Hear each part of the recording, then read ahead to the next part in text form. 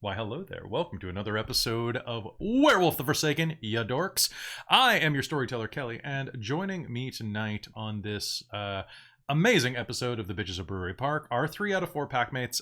Everybody give an awoo to Amy. Amy is out with a migraine right now, but I think she can still hear us. So we love you, Amy.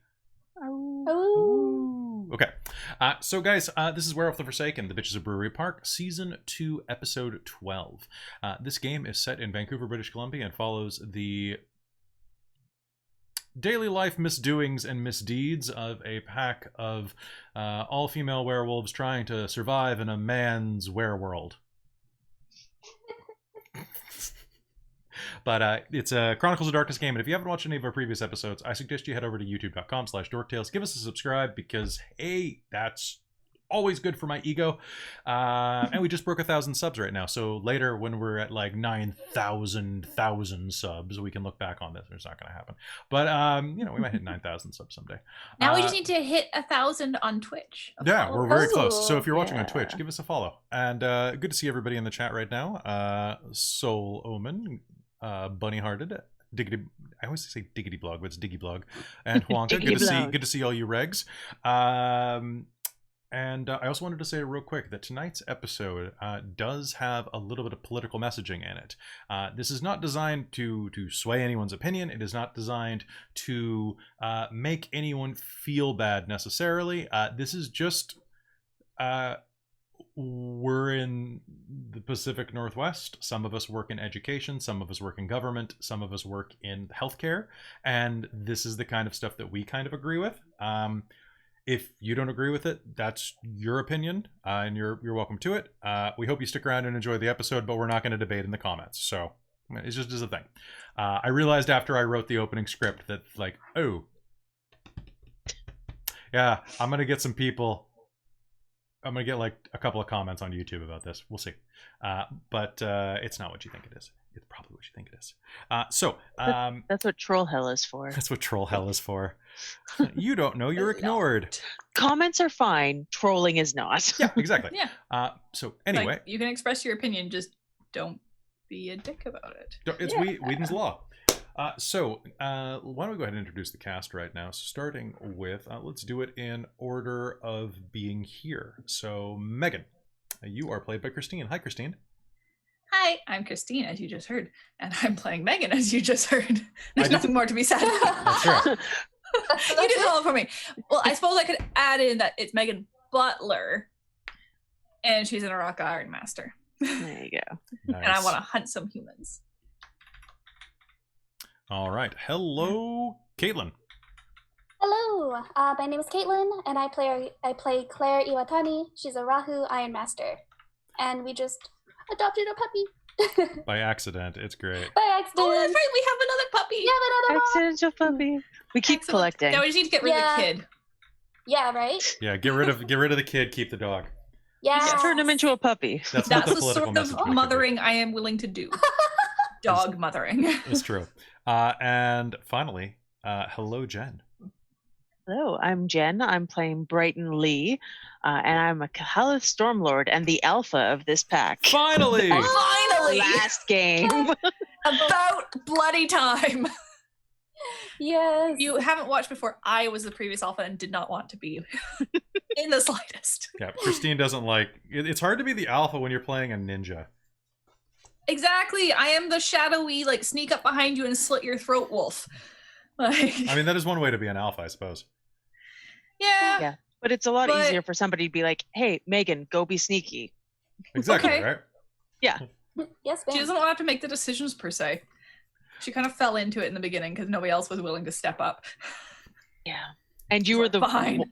You were... you and Claire were the two who were like, had their lives together. Yes, that's true.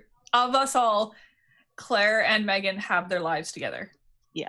They That's have true. adult jobs and steady income. Aw, real That's true. people. I know, right? Yeah, people. Okay. It's gotten to the Claire point where I really can didn't wanna roleplay be a alpha. real person. Oh. Aww. Going into this, there are a couple things I want to run by everybody to make sure that we all have down. So, your aspirations for this episode, what are they? Who has them? You can go first. You kind of have yours? I have them because they're the same as last time. Okay, so Jen, you had your hand up first. We'll go with you. Sure. I've got bond with the kid. It might be good bonding. It might not be. I don't know. It's bonding. Okay. And bond. I wrote bong by accident. That would be with Link. Yes. And make a good impression with another pack are my short terms. My long term is now that I've gotten my become alpha long term done. I changed it to improve pack relations with neighboring packs. An alpha aspiration. So gag Kate, in other words. Yes. Today you're going to find that. Whichever way you need to.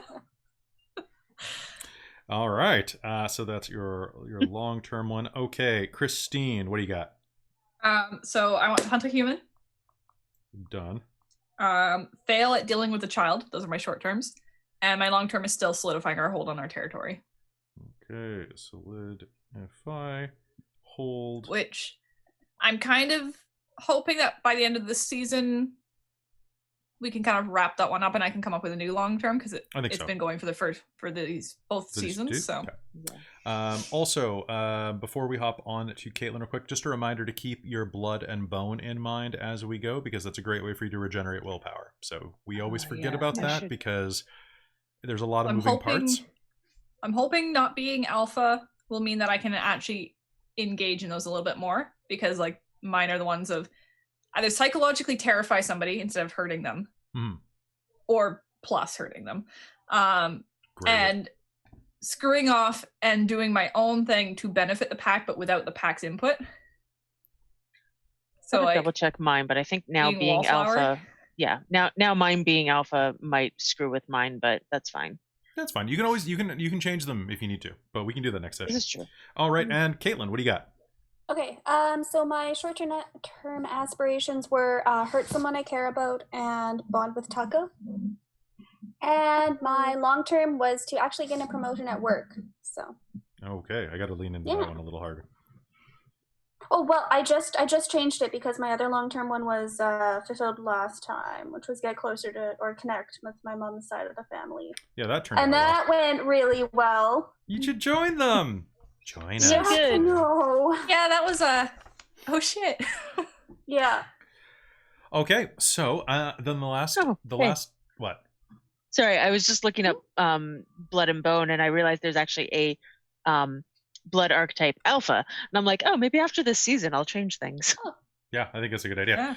So right now, from last session, Kate's not in this one, but Claire, I have you put down your previous mentor. Brighton, you put Link down, and Megan, you put Liz down as your on the line people. Is that what's going to continue tonight, or are you going to change it up? Might as well keep it. I'm going to keep mine. Yeah. I don't think I have any other NPCs that have kind of really come to light, per se. Caitlin, you were saying? Yeah, I think I'll keep it one more time. I don't have anyone else who I'm really like close to that can work out, so I'll switch it up. It's like as needed. Yes, but for the moment. All right, sounds good. All right, and whoop. Okay, it feels weird not having Kate here yelling about things.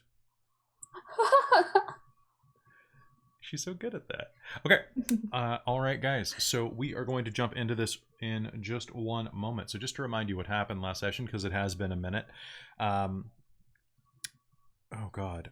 You investigated a veterinary clinic that apparently had Becheloux, rat hosts, down in its basement, gnawing a hole between the worlds. After fighting a number of spirits of pain and death and fear that had been kind of gathering in the bowels of this veterinary clinic, you had a bunch of flashbacks to the past 2 months because time has passed. A lot of that had to do with dealing with interpersonal issues, dealing with things involving the pack, and the fact that you're raising a small werewolf child. You also learned that Nick, your former alpha's younger brother, was, if not directly responsible, then indirectly responsible for some very awful events, including the death of Megan's father, and also the potential creation of a strange mutant werewolf through an organization called the Chiron Group, which all of you know out of character pretty well, but in character you don't, using some of Val's DNA. So that's where we ended game on that nice sunny note. Sunny D-ite. And you guys didn't kill him, which was not in my notes. I was expecting you to behead him. But hey, it'll all work out, I'm sure. So with that, are you ready to a-woo? Yes. Ready to a woo. A woo locked and loaded. A woo locked and Okay, so because Amy's not here, we're probably going to go a little bit shorter tonight, just so that we don't leave her out of terribly much. We're going to stop at a nice natural point. I've got a good place for her to stop, to join in on next session. Okay. So with that in mind, do not be afraid to just go forward. I will handle getting her back into the action. Don't stress. Okay. Okay. And with that, the story is true. Dr. Henry Spires was not having a good day. Truth be told, every day of the past 3 years had been a coin toss. Since the closure of his facility and the relocation to the Hope Lab, he'd faced funding cuts, huge staff turnover, and problems with management. Spires knew that if there was a hell, it was a lab overseen by corporate interests. Each day was like living with an abusive partner, waiting to see if it would be a good one, with funding, approval, and freedom, or a bad one, rejection, meetings, and occasional man-hours for the biotech division. He couldn't count the number of unwillingly donated strange and eldritch organs that he'd facilitated the transferal of into company personnel, but the novelty had long since been replaced by tedium. As he approached his lab, he balanced his coffee on the crook of his elbow and adjusted his tie, taking a moment to slide his freshly pressed face mask around each ear. Presentation matters to one's subordinates, no matter the situation. Before he swiped in, he took a small pill out of his pocket, put it under his mask, and swallowed dryly. He then swiped and entered, and immediately knew what type of day it was going to be. Dr. Spires, subjects E22 and E22A have both expired overnight. Dr. Spires, corporate wants a video conference about the budgetary discrepancies regarding Project Gemini. Dr. Spires, soil samples from the 3 prospective dig sites have come back negative. Geology suggests attempting again closer to the border. Sir, security's on the phone. Motion detectors over at the RD-13 Jericho Hill are going off again. Dr. Spires thumbed his mask up and took a sip of his now too cool coffee. The Jericho Hill facility had been closed for close to 5 years now, and the adjacent RCMP facility next door kept all the squatters and urban explorers out. Sir? The tech repeated. Dr. Spires rolled his eyes. Again. It's probably just a rat. I've rerouted enough power to check. On screen... Now.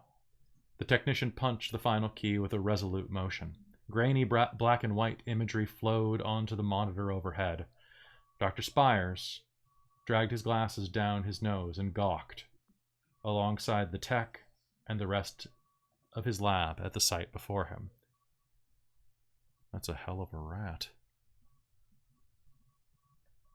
The story is also true. There were far too many people in front of the Vancouver Art Museum for the pack's liking. The scent of the blood they had tasted at Taco the dog's cage was directly in front of them. A handsome, broad-shouldered man in his late 20s. He was wearing a suit jacket over stylishly ripped jeans and a t-shirt with the word freedom hastily written on it in Sharpie. He was bellowing through a megaphone. His dirty blonde hair was pulled back into a bun, and his meticulously trimmed, careless beard shined with hints of red. As he gesticulated wildly, which he did as he spoke, every motion of his arm sent a dozen leather bracelets bouncing around his wrists. He shouted catchphrases and sound bites at the assembled crowd, who answered each in turn, all so passionate that their voices carried fervent spittle into the air and sprays. "We will not live in fear! Unmask the truth!" Beside them, they could feel the presence of Ubatu, their totem. "Is this the guy?" one of the pack asked, the dark spirit dog. "Yes," the spirit replied in first tongue. "This is the guy." "In the fascist lockdown," the man called out, "we will not be sheep!" As one, the pack turned and shared a look at each other, all knowing that they also shared the same thought. We'll see about that. You find yourselves on the steps outside of the Vancouver Art Museum, right in downtown. There's an anti-mask demonstration going on, the first that Vancouver has ever had so far. There are more people than you expected, but and far more than you hoped, but not as many as you dreaded. About 60 in all. Mill around on the steps, carrying signs that they made themselves, calling out slogans that were half thought through. Simple. Some of them hold up signs that say that stop Canada's fascist mask movement. They have things called they have plandemic signs. They have corporate hoax signs. I think by this point, Megan's given herself a headache. She's rolled her eyes so hard. It's true. It's true. Part of me wants to just be like, I go into a rage. Wait, I wrong like to game. rage. If we had his blood scent and we knew it was a human that we were going to hunt, I would have wanted to have done Sisker Da before we left. Okay, screwed up. Or we hunt. So, I misspoke, by the way. This is not the first one, because I forgot we're in June now, not April. So this is not the first, but this is just it's the largest one of recent memory. So I'll say that your Sisker Da is active. So, reminder, who was the Right Master on this? It would have been me. Okay, so an Iron Master allows you to choose which lunacy conditions you inflict on humans while on the hunt. You also will gain resolution when you bring the pack down or in the hunt, and you get beats on achieving exceptional successes on actions involving the prey. Okay. The reason that you're here is that since rescuing Taco, a day has passed. It's now June 6th, and you find yourself out in the middle of the afternoon observing this. Everyone else around the square is gawking, filming it with their phones, making snide remarks. A couple of college kids are actually shouting back in counterpoint. You see a couple of people waving signs that say things like, wash your underwear, wash your masks, things like that. Things they think are cheeky too, but aren't quite hitting the mark. And as you are standing outside, you're recalling that after rescuing Taco, do one of you have the ability to speak with animals? Did you buy that gift? No. Okay. Then you would have been informed by Ubatu himself, because he can speak to animals. Thanks. And he'll basically have relayed the story of what happened to this poor little Shiba Inu. And it was that he had an owner who treated him pretty well until a couple of weeks ago. When he suddenly became very, very angry, very temperamental, mildly abusive, and when he started acting strangely, I mean, he hadn't had Taco for that long. Taco was less than a year old, and he was probably a foster dog to begin with. When he got too aggressive, Taco smelled something wrong with him and bit him. He handed him immediately over to a vet to be transferred, basically checked for rabies and then sent to a kill shelter. And That is the blood that you found on Taco's collar, I believe it was. Was from the bite. Doing a little bit of preemptive research. Actually, you probably would have just been able to follow the scent here. And this is what you will have seen. What's your plan? What are you all doing? Well, first of all, I also, we're on Sisker, but I wanted to mention that I keep forgetting that I have this right, but it's something that Brighton would do, because I have to do it once, or how often do I have to do this? One season. I have to do this once a season, so I probably did it for like spring, and yeah, I've done it for summer, but I have the right hunting ground. Okay. Which is I sanctify the area that is our territory, and then as long as we're in the territory, we get bonuses. Okay. So I don't know. This is in our territory, is it? This is downtown, so no. This is this is technically inside of Robson Wall's territory. Cool. Does this person inhabit our territory? He inhabits. You haven't been able to find out that much about him, just having followed the blood trail here before it went cold. But given that he gave the dog up at a vet hospital inside of West Vancouver, or the west side of Vancouver, I should say, he probably lives somewhere between your territory and there. Cool. Okay. Just making sure. And then it's we get a +2 to bonuses to foot chases and tracking in our territory, and also +2 bonus on a bunch of things made on inhabitants of the territory, human, spirit, or otherwise. So if that does come up, I'll try and remember, but sounds good. I keep forgetting. So another thing just to remind is that since you are wolves are very good at dragging their prey into favored territory. So don't be afraid to chase him into your territory to get the bonuses. Fair. I mean, if we're fighting, the bonuses aren't to that, but the bonuses are to foot chases and tracking at least. So. Okay. And if we're not fighting him in a different territory, which is a little bit. Also true. All right. That's probably not. Anyway. I'll just point out that there's no such thing as a kill shelter in BC either. In the world of darkness, there would absolutely be. Okay, just because I was kind of like... I was thinking I might actually have to mention that, but basically there are...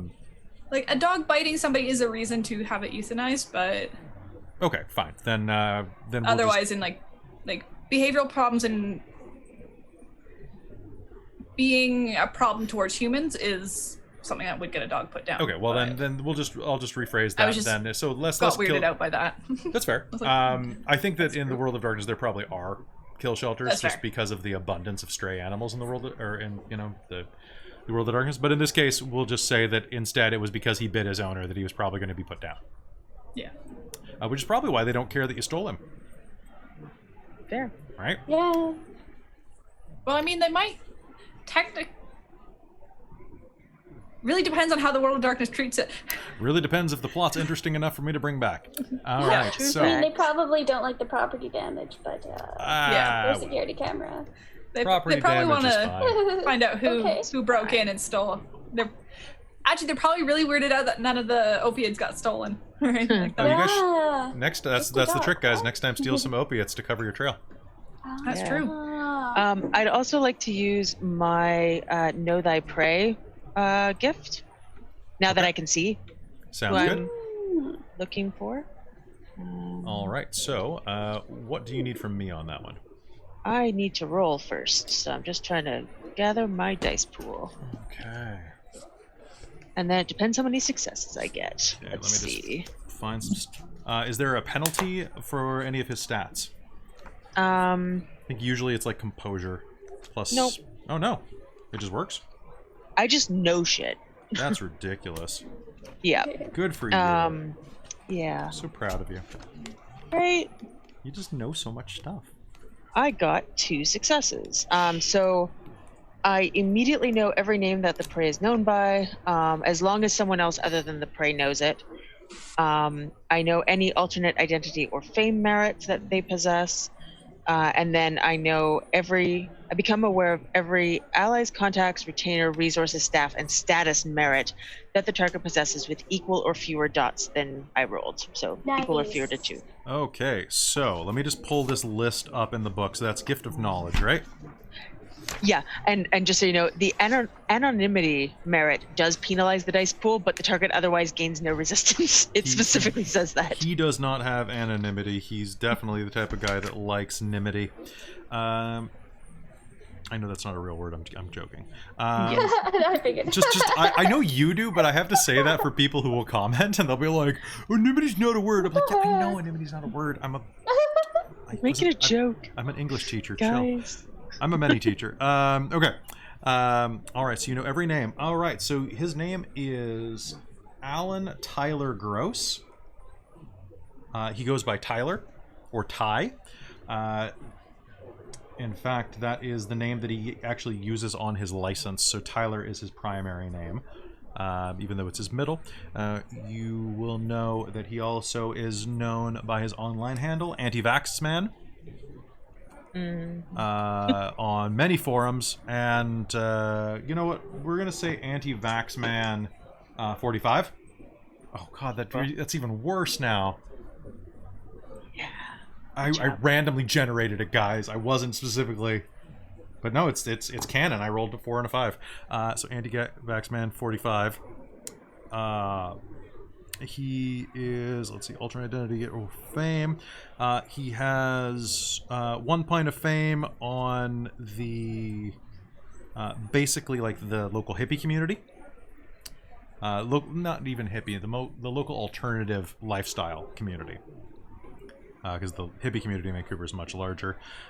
He also half the hippie community is more into vaccinations. Yeah, that's true. I thought of making it 420, Solomon. But let's see. Allies, contacts, retainer, resources. You roll 2 successes. He has more money than you have successes. Okay. Although you wouldn't think much.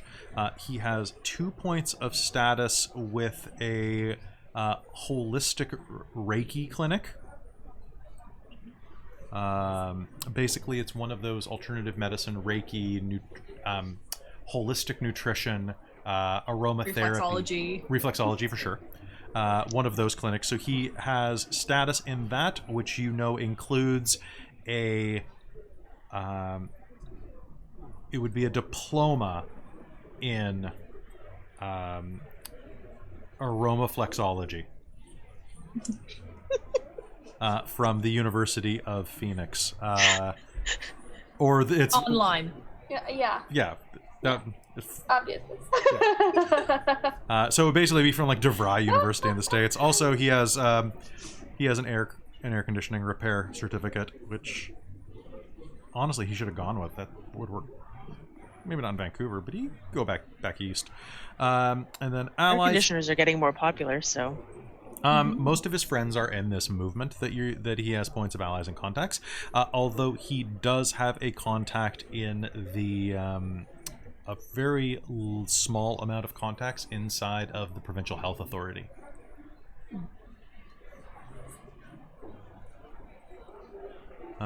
Besides that, you only got 2 successes.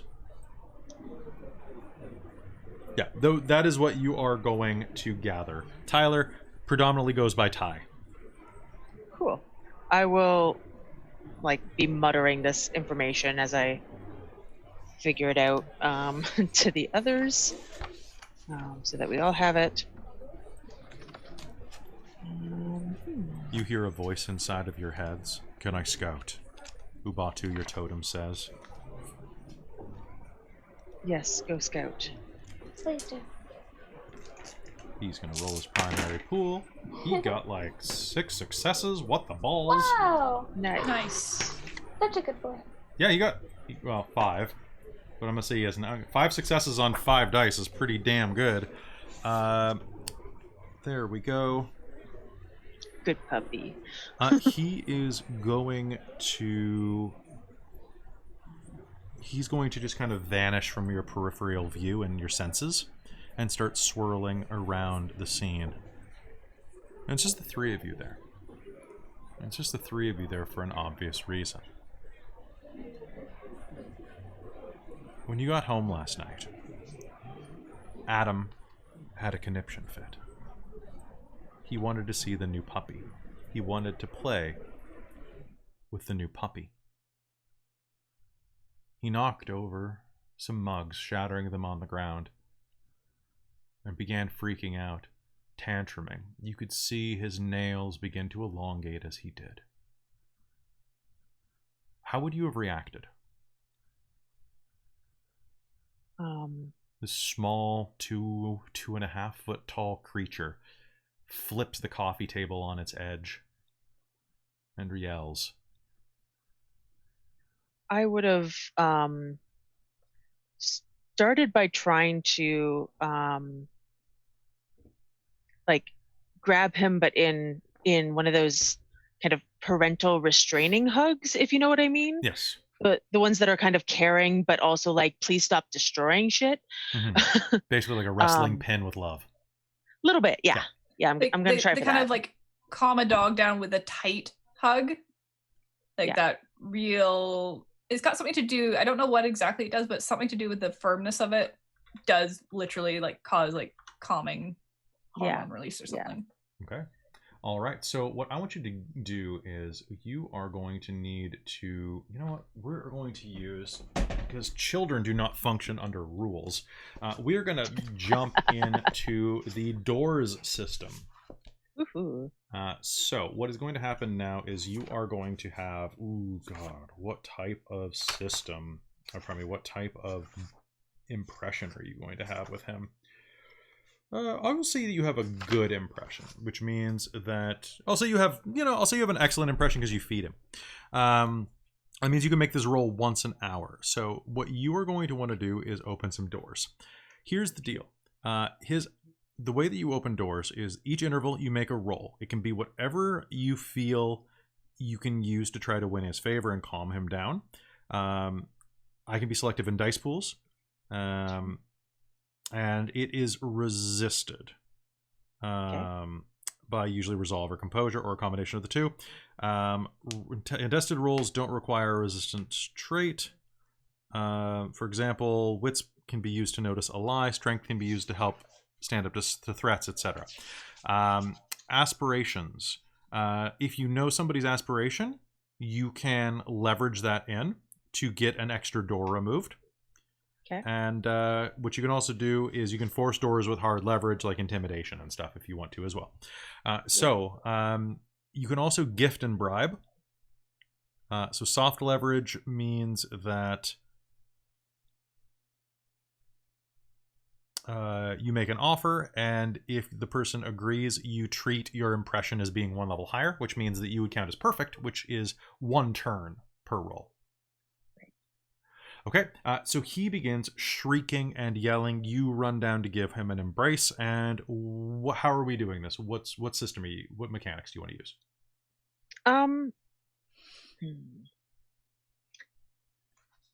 I can change my type of roll in between. You said once per hour, right? Yes, unless you bribe him. Right. Okay. You also get some bonuses if you know their virtue or vice. But I don't think you do in this case. Besides, vice is kid, right? Bribing is easier. Yeah. Okay, I'm going to use resolve because of patience. Okay. And part of me wants to be like, resolve and brawl. Because that's kind of what I'm going for. But I'll let you use composure and brawl. I will do composure and brawl. Yes, please. Thank you. Composure and brawl the toddler, please. Someone, Amy, if you're listening, write that quote down. Okay, so composure plus brawl the toddler. Yeah. 2 successes. Okay. I had to write it down. Okay, so 2 successes. That means you're going to open a door. Are you going to offer anything else with this? So you grab him, you try to calm him down a little bit. How are you going to What else are you going to do to try to calm him down? Are you just kind of going shh, shh, shh? I'm kind of doing the patting, rubbing his back. If after about 10 seconds he's not calming down at all, I'm going to pick him up. He is a small child and I have enough strength to do that. Even if he's flailing, I'm pretty sure I could do it. And I'm going to take him to a bedroom away from the puppy, and I'm not bribing him, specifically not bribing him. Okay. I'm not going to bribe a child who's having hold. Okay. I'm not going to bribe a child who's having a tantrum. That just plays into the tantrum. Okay. So as you are carrying him off, he's going to keep kicking and screaming, and is actually going to bite you on the shoulder. Hard enough that it starts to draw blood. It's at this point that Kate tries to step in and freaks out a little. The argument that you have is quick, but it's harsh in both directions. She may mention the idea of pacifying him with Argentium 56. She may not. Let's wait till Amy comes back to decide that. But whatever words are exchanged in here, it's harsh, quick, and leads to bad feelings. You eventually do manage to calm him down. I'd like you to make me one more roll to calm him down once you've had him isolated for a bit. Sure. Would you prefer a different roll, since probably at that point I'm not brawling as much? So what do you think would do it at this point? So by the time you get him laid down, away, you've got blood drenching the sleeve of your arm. It's healing pretty quickly, but it's unpleasant. You've got a bloody mouthed toddler, screaming in your face.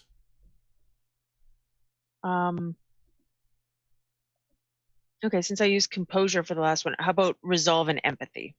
Sure. Cool. You will resolve this no matter what, damn it. Right. This is why Brighton has resolve 5, by the way. He will learn you are alpha, and alpha is listened to. Yeah. I will wait out this child. I have resolve 5. That's that. 2 successes. 2 successes. All right. So you will eventually wait him out after about an hour of kicking and screaming. And he will eventually give in. Whining about, I just wanted to pet the doggy. Wanted to make friends with the doggy. I know, but only good boys who are not breaking things get to play with puppies.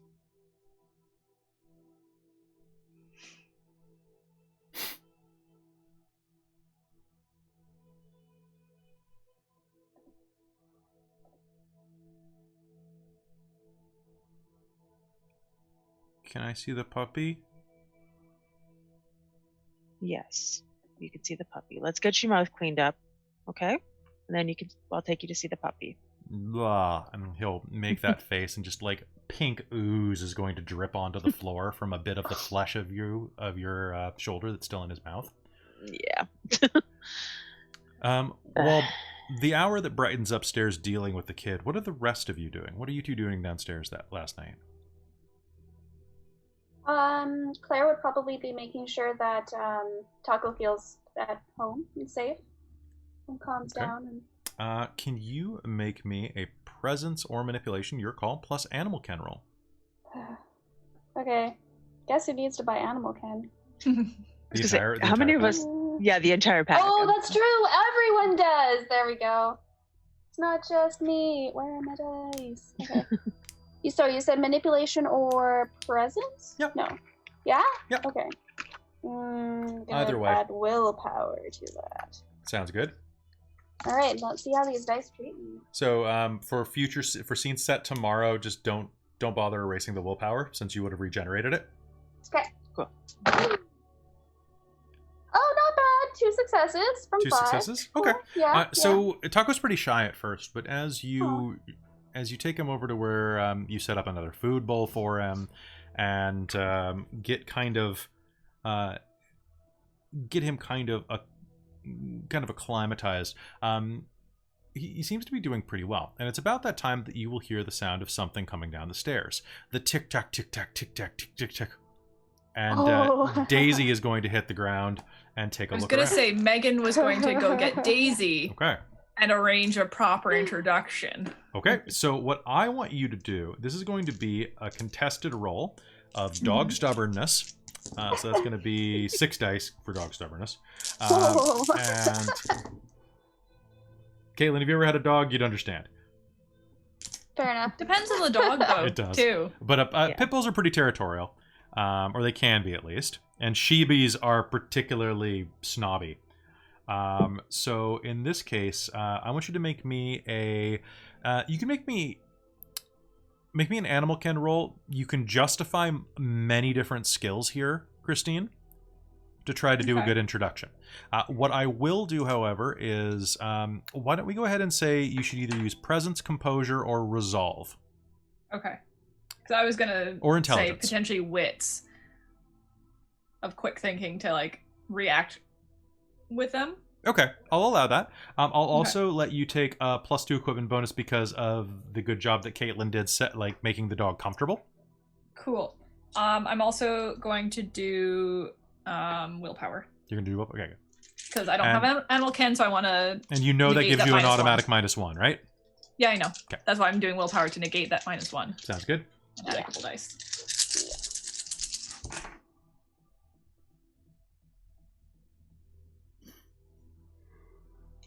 Ooh, need more caffeine. 5. 5? You get an exceptional success? Okay. Fantastic. The dogs... but we weren't on Sisker Da then, so... You were not on Sisker Da then. And so that the Sacred Hunt wasn't hunting down doggy playtime. Yeah, we should do that. Next time. Sorry. This is me being dumb.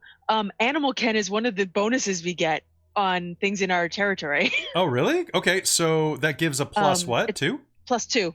Okay, so both of you roll 2 more dice and tell me what you get. Oh. Actually, Kaylin, roll first. Oh, I see. I didn't realize how I had it worded on my sheet. I starred stuff and said +2 bonus on inhabitants of the territory. Did you get anything, Caitlin? Caitlin, how'd you do? No. No? Okay. So Christine, roll 2 more. She'll get 6 more. More. Shut up. Okay. So 2 8s. you are going to be able to do this just perfectly. And after the great job that Claire has done making the dog feel comfortable, you are going to introduce Daisy. And before long, they are going to be scrabbling around, dropping into play bows and sniffing each other's butts and just running around the living room. Ending up curled up on the couch together at the end. Which is where you are going to find them, Brighton, when you bring Adam down.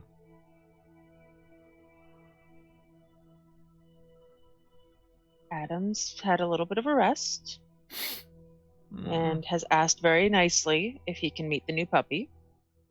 Come over here then, kid. Let me help you introduce yourself. Claire will probably go around, she probably was sitting on the couch, but she'll probably make space and just sit elsewhere. Okay. Close by, but... Just before I let Adam go over to Megan, I'll be like, now, Taco's had a rough day, so we're going to be gentle with him, okay? So, once he comes over to Megan, Megan's going to be kind of crouched next to the couch, and she's going to wrap a hand or an arm around him sort of thing. To kind of give him some support. A, so she can pull him away if Taco reacts badly, but B, also keep control of the kid. If he reacts badly, you can pull him away. Okay. All right, so Taco's had a rough time. He's had a nasty owner, so he might be nervous. So hold out your hand like this. Let him sniff you. Taco will sit up and kind of hand down and lean forward and sniff and give a tentative little lick at his tiny hand. I'll kind of take the kid's hand and bring it around to pet the dog, so he does it in the right way and not just hand straight at the face, freak the dog out sort of thing. Okay. The dog is going to be so friendly, though, that as that happens, Taco is going to leap up, and is going to jump forward and give the kid a couple of licks on the face. However, the kid is not going to react well to this and is going to bring his hand back and smack the dog across the muzzle out of fear. Oh no. Christine, can you do me a favor and make me a composure and empathy roll, please?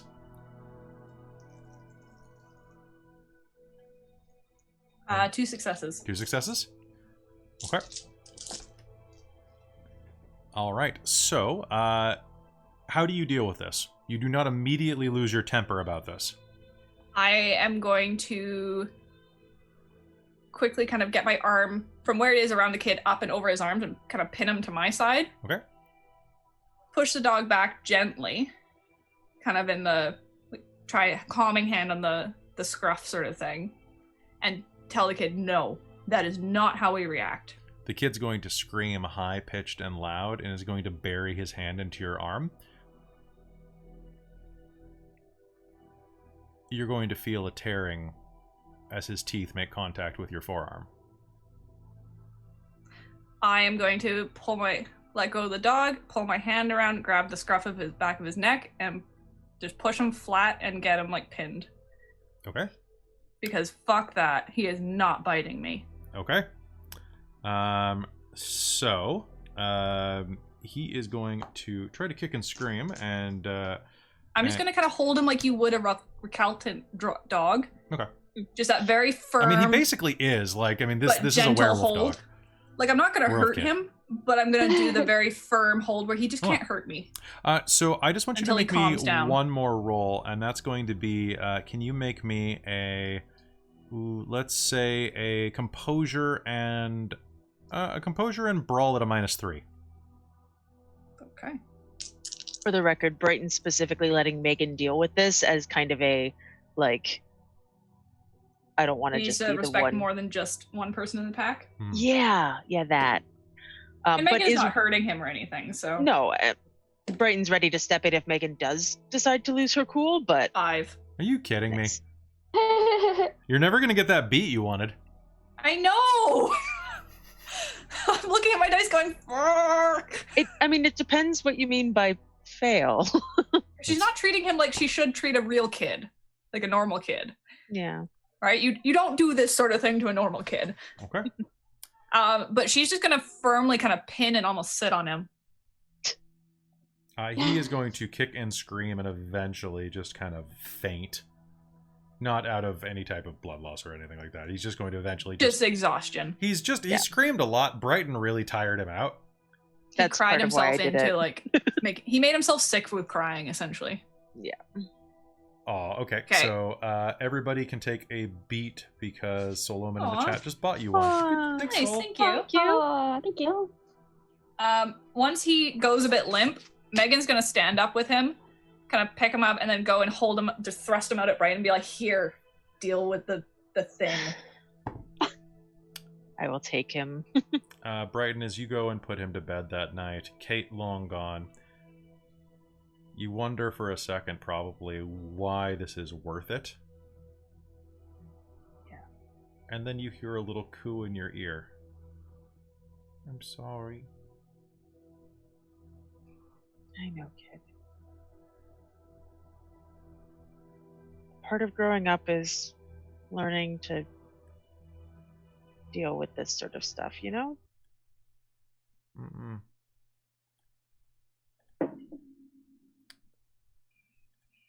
But that was yesterday, and now you all find yourselves back in front of the museum, watching this protest. What are the rest of you doing? What's Claire doing right now? I'd like to use Sounds of the City. All right, that's opposite of the sounds of silence. Yeah. Well, we just figured out his merits. Okay. Right? No. Yep. Yeah. And so I'd like to make it so that he doesn't have use of some of them. Ooh, that's great. Okay. Nice. This is teamwork right here. Yeah. I was actually thinking, I was like, oh my gosh, I can finally use Sounds of the City. I was actually so quickly interested in asking you two what our intentions are for this guy. Like, are we hunting to kill or hunting to disable or sort of thing? I think that depends on what you discover on your hunt. Okay. So we're just kind of working through the figure shit out right now, or? I think so, yeah. Are we kind of intending to corner him and question him, or? I think Brighton's gonna say that not hunting to kill until we find information out. If we have to disable, we can. Like, also disable socially is a kind of Iron Master thing. Disable socially for sure. Mostly because of this bullshit. I mean, this is like an aside, but are you gonna let them take your freedom? Yeah, let's disable that. Friends, let me tell you who's to blame for your misfortunes. Oh gosh. It's not the government. I'll tell you who it is. Immigrants. Bring their disease over here. And he's gonna go off. I'm not gonna keep role-playing that, but he's gonna keep going off that. I'm gonna let Claire finish her thing, and then I want to cast. Well, your cast? Yeah. Hadouken. Everybody wants to just play mage, I know. Okay. It's true. When you talk about gifts and shit, it's like, how else do you say you activate it? Like, you activate a gift. That's the only way you can say it, and that gets a little old. Gifts are like, it's like learning how to swim. Doing it to somebody else, it's kind of like you're casting on them. Yeah, I'll usually say I'll use a gift, but that's... Yeah. Oh my god. So the Soul Omen just said it sounds like that someone's riding him. But the which is very accurate to the setting, but our auto gratuity filter caught that and was like, this might be sexual in nature. And I just had to approve that comment that she said. And I'm like, all right, like, well, that is a completely innocent term that gets taken out of context for sexuality. I know, but I just thought it was really funny that like it's like, wow, somebody this thing's could be really talking sensitive. about their weekend plans of going horse riding. Yeah. Oh, someone say something about horse riding in the chat. I want to see if that happens. Say something like, I can't wait to ride my horse, and see if there's something like that. I just want to see. So, Caitlin, make your roll. Yes. Let's do this. Okay, so that's wits and politics, I think. Wits and politics? What power is this? So it's called Sounds of the City. Mm-hmm. It's a merit. So I roll wits and politics to sense the social merits flowing through the person, but with the scene of efforts, you can stem the flow of a number of mundane social merits up to your cunning indefinitely. I only have cunning 1 right now, but okay. But doing so stems 1 dot from each of my mundane social merits for the duration. So it's like a give and take, but... Okay, so okay. I'm gonna double check how this works while you roll it, so go ahead. Okay. And there's no penalty or anything, it just works, right? It looks like it just works. Okay, you take the penalty and dots yourself. But, exactly, yeah. Subtle manipulation, you can cut off the flow. In a turn of scrutiny, I'd like you can to identify. use... Sorry, go ahead. Willpower. I'd like to use willpower. Sounds good. With the scene's effort, you can shut down a number of social merits equal to your cunning. So this will take most of the scene to set up because you got to make calls and do stuff. Yeah, that's okay. That's what I'll be doing kind of in the background.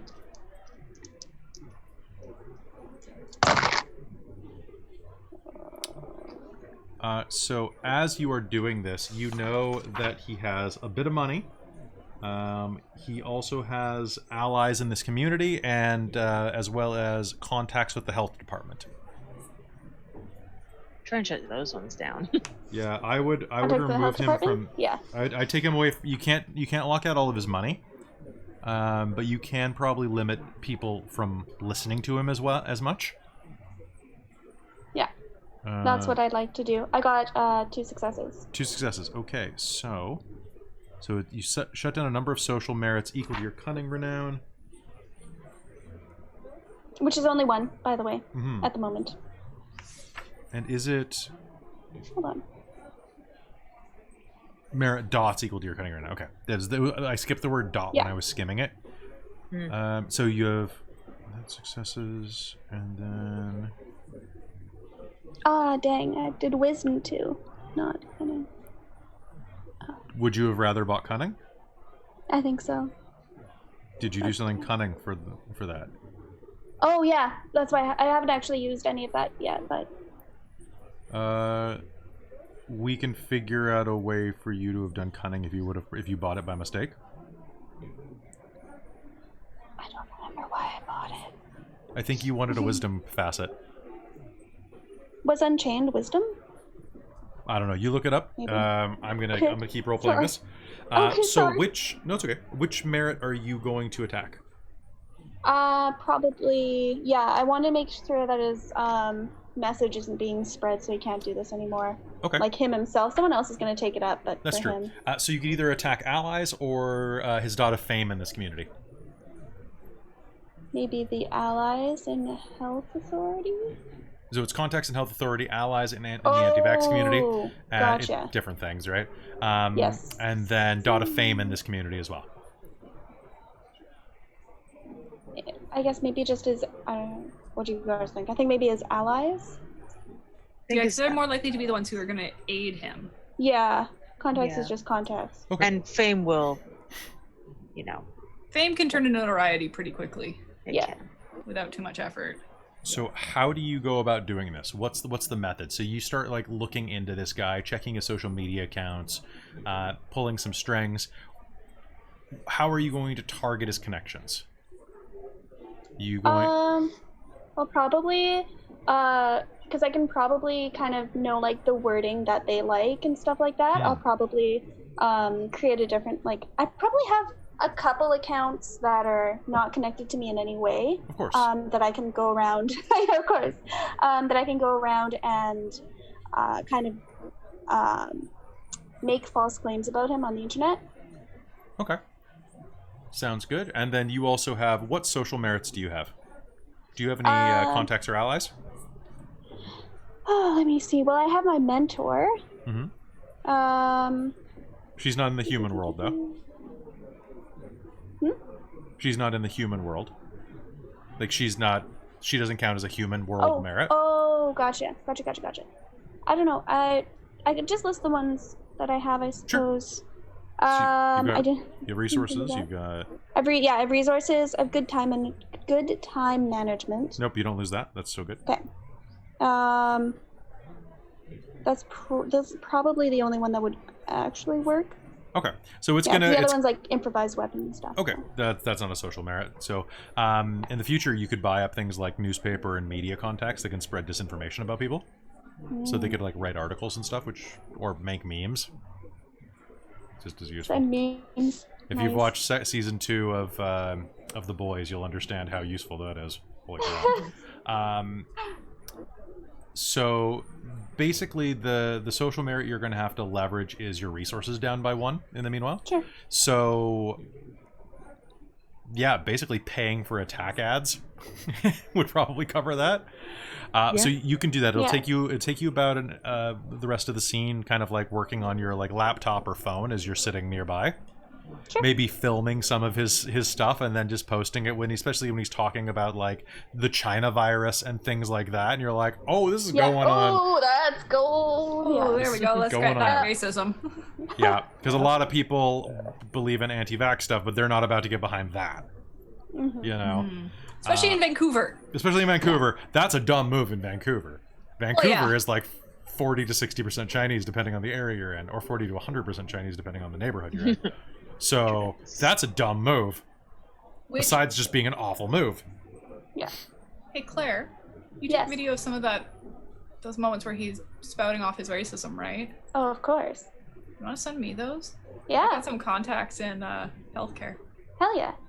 I think maybe his clinic needs to see this. Okay, Megan, if that's what you're doing for your scene, you can... I'm not specifically doing that in particular. I'm just saying I have those contacts. I might as well leverage that by, say, sending it to like maybe whoever regulates the clinic he works for or something like that. Like, you on their can- page and. Because you'd be coming anonymously, you could make me a manipulation and politics roll at a -3 to make sure that it gets through their firewalls, that they actually read it, etc. But if you succeed, that's baller. Okay. That is my worst absolute pool you could possibly do for me. Are you sure? Will Christine fail a roll? Tune in next time. Next week. Like literally, I have to spend willpower or I'm on chance. I mean, Wow. or I mean, chance gets you a dramatic failure potentially. But no, go ahead, spend the willpower. Okay, because willpower will give me.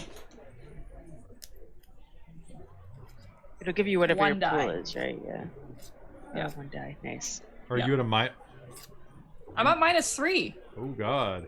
I don't have politics. Oh yeah, politics is a mastery. Yeah. So yeah, this will give you 1 dice. If you spend a willpower, you'd have a dice, and you. Do I get to add the dots of contacts I have to this? Like. Yes, as a actually bonus? you do. In the health authority, you can use your contacts dice. Okay, that gives me 3 points and 3 Okay. dice. Nice. So I've spent willpower on that. Okay, so you'll have 3 dice. Let's see how many Ooh. 9 successes. Redeemed for exceptional success at 3. Oh, it's exceptional success of 3. Solomon, good job. Oh. So far, I've rolled 2 10s. Ooh. Holy shit, that was a third 10. Yeah. That's 3. Okay. Thank you. Thank you so much. That is so cool. All I think you right. guaranteed my success there. Christine, gain a beat. Nice. Siskerda. Oh Yep. yeah. Yep. Oh, those work so well. Nice. Yeah. So good job.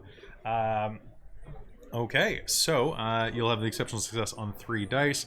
You are going to forward those to just the right people. So let me just say racist video forwarded with exceptional success.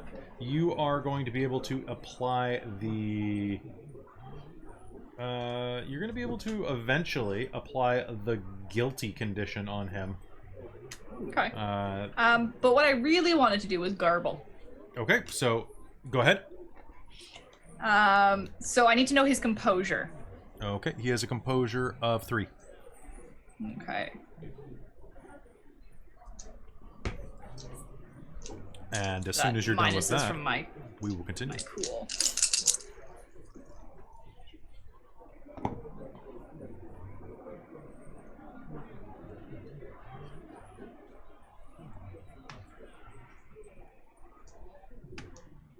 Okay. So that is 4 successes. Okay. So technology turns against the victim to the benefit of the Uratha. An elevator gets onto, lets him off at the floor I choose. And yada, another yada. thing, squeal, as the Yeah. megaphone goes completely feedback. Also, he can make calls and texts, but the responses are spirit answers. Oh god, I love that one. Oh, That that's one's such If so a... I good. want. So basically, he can't trust any technological device to tell him the truth. Okay, so while you are doing this, Brighton, you're monitoring the situation.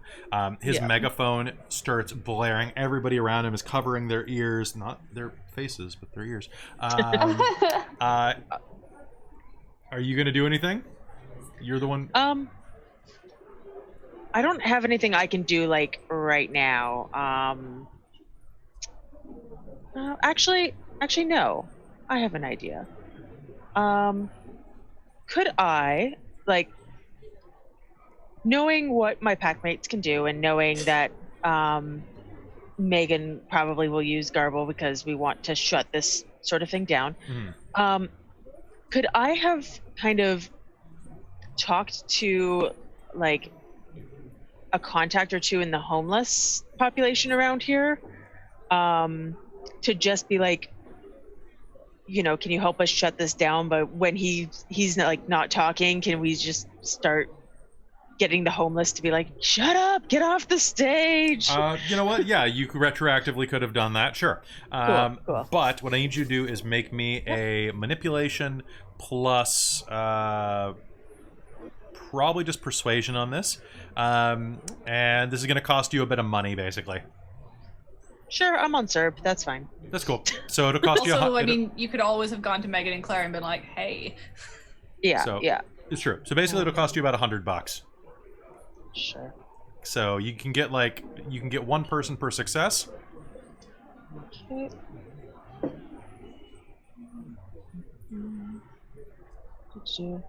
I should have spent a willpower. Oh well. One success. One success. Okay, Yeah. so you would get one person that you paid $100, but that means that he gonna be very happy about this.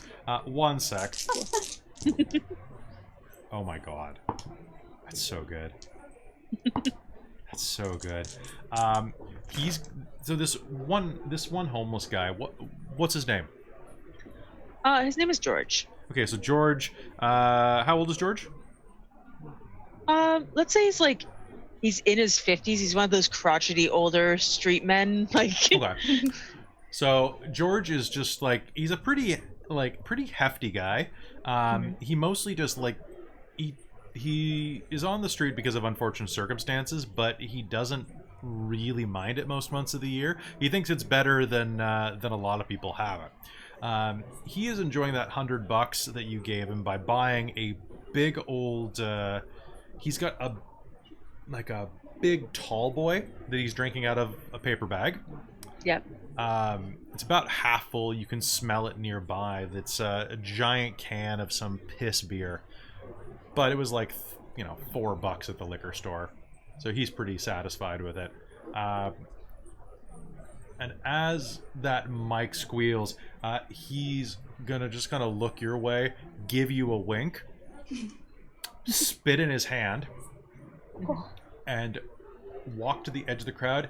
Hey, shut the fuck up! And he's gonna peg him in the side of the head with the tall boy that's half full. Beer is going to go everywhere. Some of us are trying to sleep over here and put on a damn mask. Hello, George. Oh my gosh. People are going to start taking their photo, people are taking photos of this, video of this. This is going to go internet meme fast. Claire, this is going to be something you can film as well and add to this. Hell yeah. Racist gets pegged with beer can. You could use this to actually make George a bit of a celebrity, like that one guy. Yeah. Oh, is George everything. is George a white dude? I don't know why I have him I'm picturing a black man, but it doesn't really matter. He can be a black dude. Yeah. Yeah. That's cool. I was just wondering because Extra defense against the white yuppie racist. Yeah, basically just shut the hell up. And the scene is going to devolve pretty quickly. They're going to usher Tyler off the stage and take his megaphone away from him and kind of just It works fine the moment they touch it. Themselves. What an asshole. You'll hear echo out of the megaphone. Let's hear it for Mr. Gross. God damn. Complete silence from the pack. God damn this scene. You know, when I wrote this scene, I was like, it's going to be a little political. It's going to be super political. It's the most political thing we've had on the channel in months. Well, I think the thing is that we haven't had, as people, much outlet for all the idiot anti-maskers. Yeah, that's true. Okay. We've seen it for months. Yeah. And there's not been much option because we've been good about masking and staying at home. Yeah. Jen? But as an aside, you two with your Iron Master bullshit, you haven't had chances to use it a lot. Garble, yes, but ruining this guy's merits, Yeah. stuff like that. We're playing a little with it. It's like playing with our food. It's literally what's I was just like, oh, I can use my contacts for the first time. Oh my god! Excellent. Yeah. I can start doing more scenes like this if you guys like it. Bryden's fine in most situations. As he's ushered off the stage, a couple people kind of be will start to push him toward the edge of the crowd, the anti-mask gathering, and you'll be able to see that the body language there. He's really mad. He's really upset. He wanted to jump George, but he was a little too far away. And they're kind of giving him a little bit of space, hey man, you should probably go take a walk. You should probably And one of the anti-maskers turns around, and it's this really, really broad-faced, chubby Asian man who turns around and looks at him and goes, Yeah, bro, you should probably take a fucking walk. And just gives him this stare. And he... Yeah, fair. Sorry for dropping all the truth bombs, he says, and turns and starts walking away. At that point, in the corner of your eye, you're going to see a little bit of darkness coalesce under a bench. And you'll hear Ubatu whisper to you, "Reconnaissance done. Not claimed. Urged. Spirit of hatred. It's almost got its claws in him. Claimed soon." What was the difference there? What was urged So, again? urged is a spirit has kind of like moved Whispering in into his your... ear sort of thing? Basically. Like, so a hate spirit is probably what pushed him over the edge from like quiet racism to overt racism. So Urged... it's not forcing him to do anything, but it's amplifying the feeling It's in him. making it too easy, right? Like, it's like Ubatu can summon dogs by controlling dogs. And can speak to them. This thing controls hate. So if this guy had a little bit of hate... I said hate a bunch of times and my phone turned on. No, Bixby, I don't want to use hate. My phone likes to turn on when my audiobook in the car says the word giggle. Okay, giggle. Yeah, right? I actually had to watch because I had volume up on somebody's stream once, and I don't remember what they said, but it definitely was not the correct set of words for those devices. I'd like to order a Whopper. Like that. But like, that was a that thing. sort of thing. Oh, there's a Twitch ad that does it. And I was listening to somebody do something on Twitch, and an ad popped up. Or something, the channel refreshed and came on, and it set off my nest. And I was just like, no! Stop it! Turn off! All right. Anyway.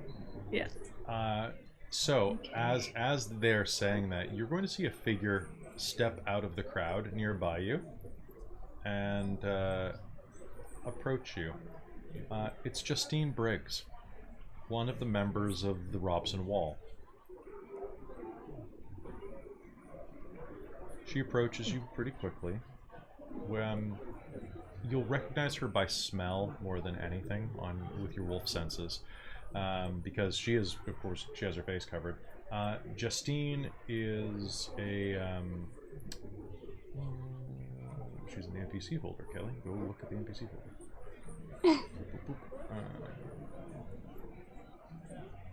You know what? It's I forget what Justine Briggs looks like. I can't find her photo at the moment.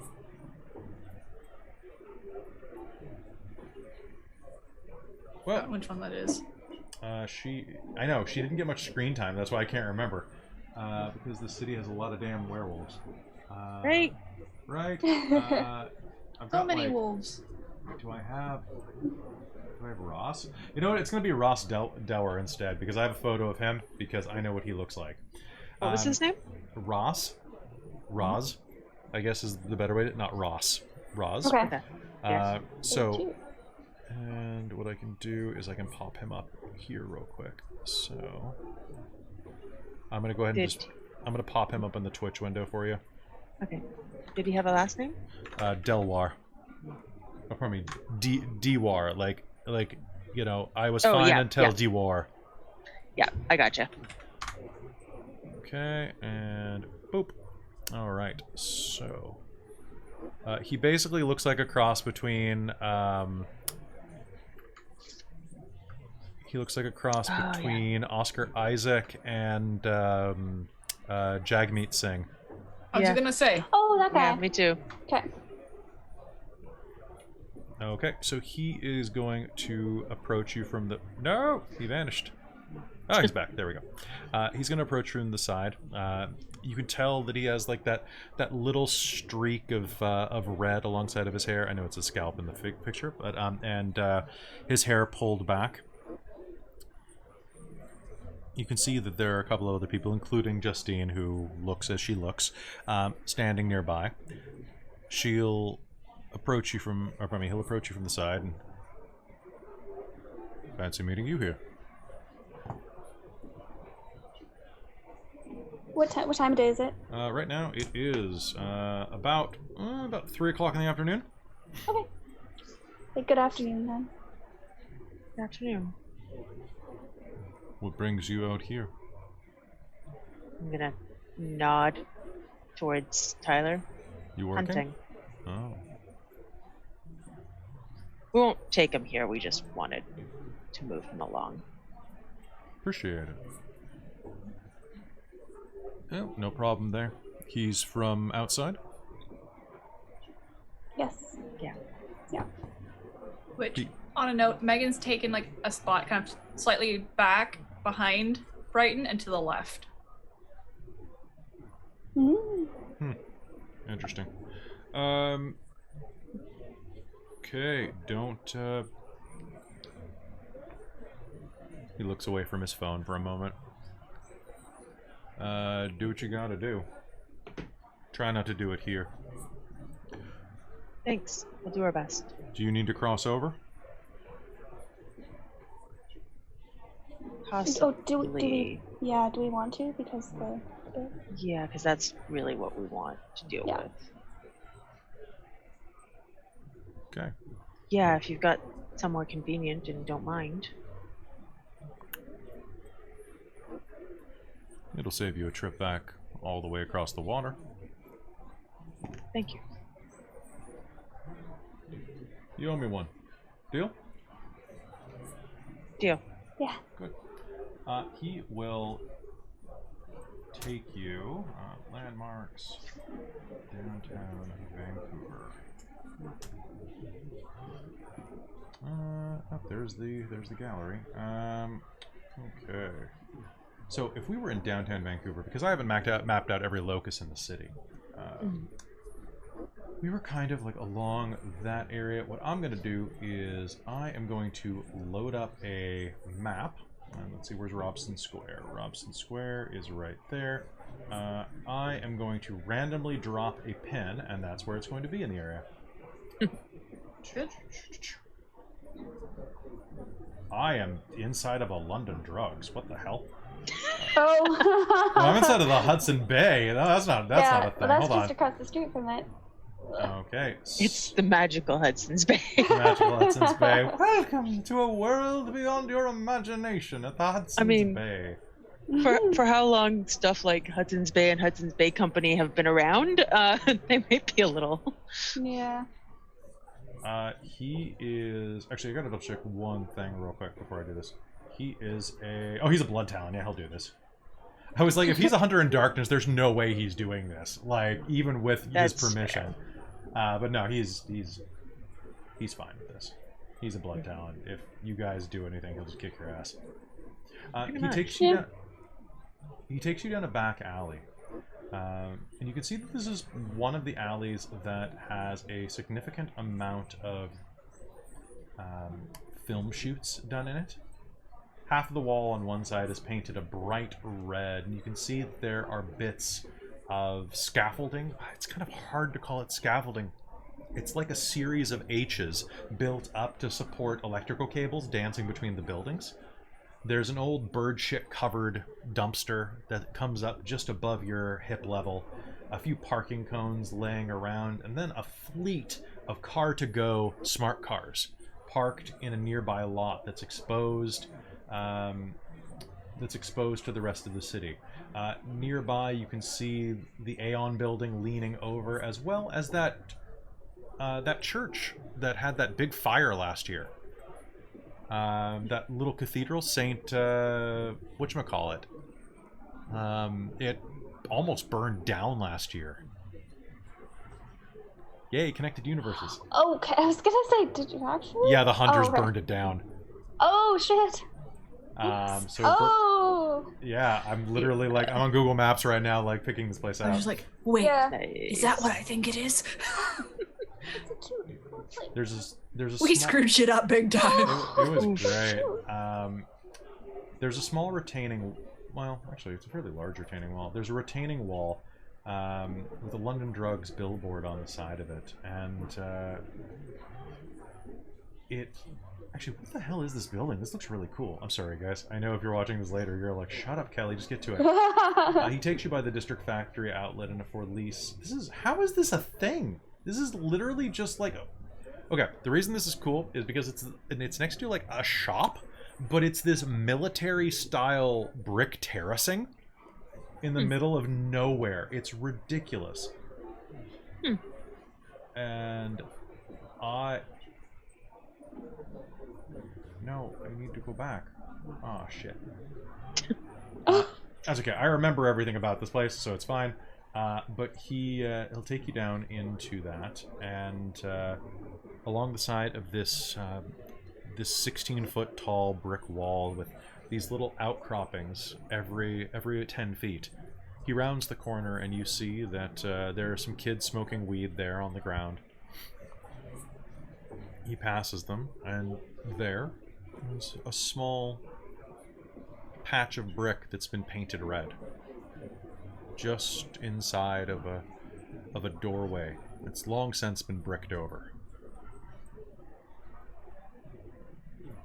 Don't make a habit of this. We won't. As you approach, let me know how I can repay you. I will. As you approach, you can feel the soft levels of essence leaking out of this very small, very maybe new, actually, locus. It's very tiny. It's the portion of the brick that's been painted bright red. And as you approach with your wolf senses, you will be able to smell the lingering remains of blood and meat underneath spray paint, even though it's a few months old. Do you cross over? I'm gonna look at the others. We good here? And then I think we are, so yeah. Alright, with that, you cross over into the spirit, leaving the rest of the world behind you and preparing to continue on your hunt. And with that, I think let's take a quick bathroom break, guys, and we'll be back in just a minute.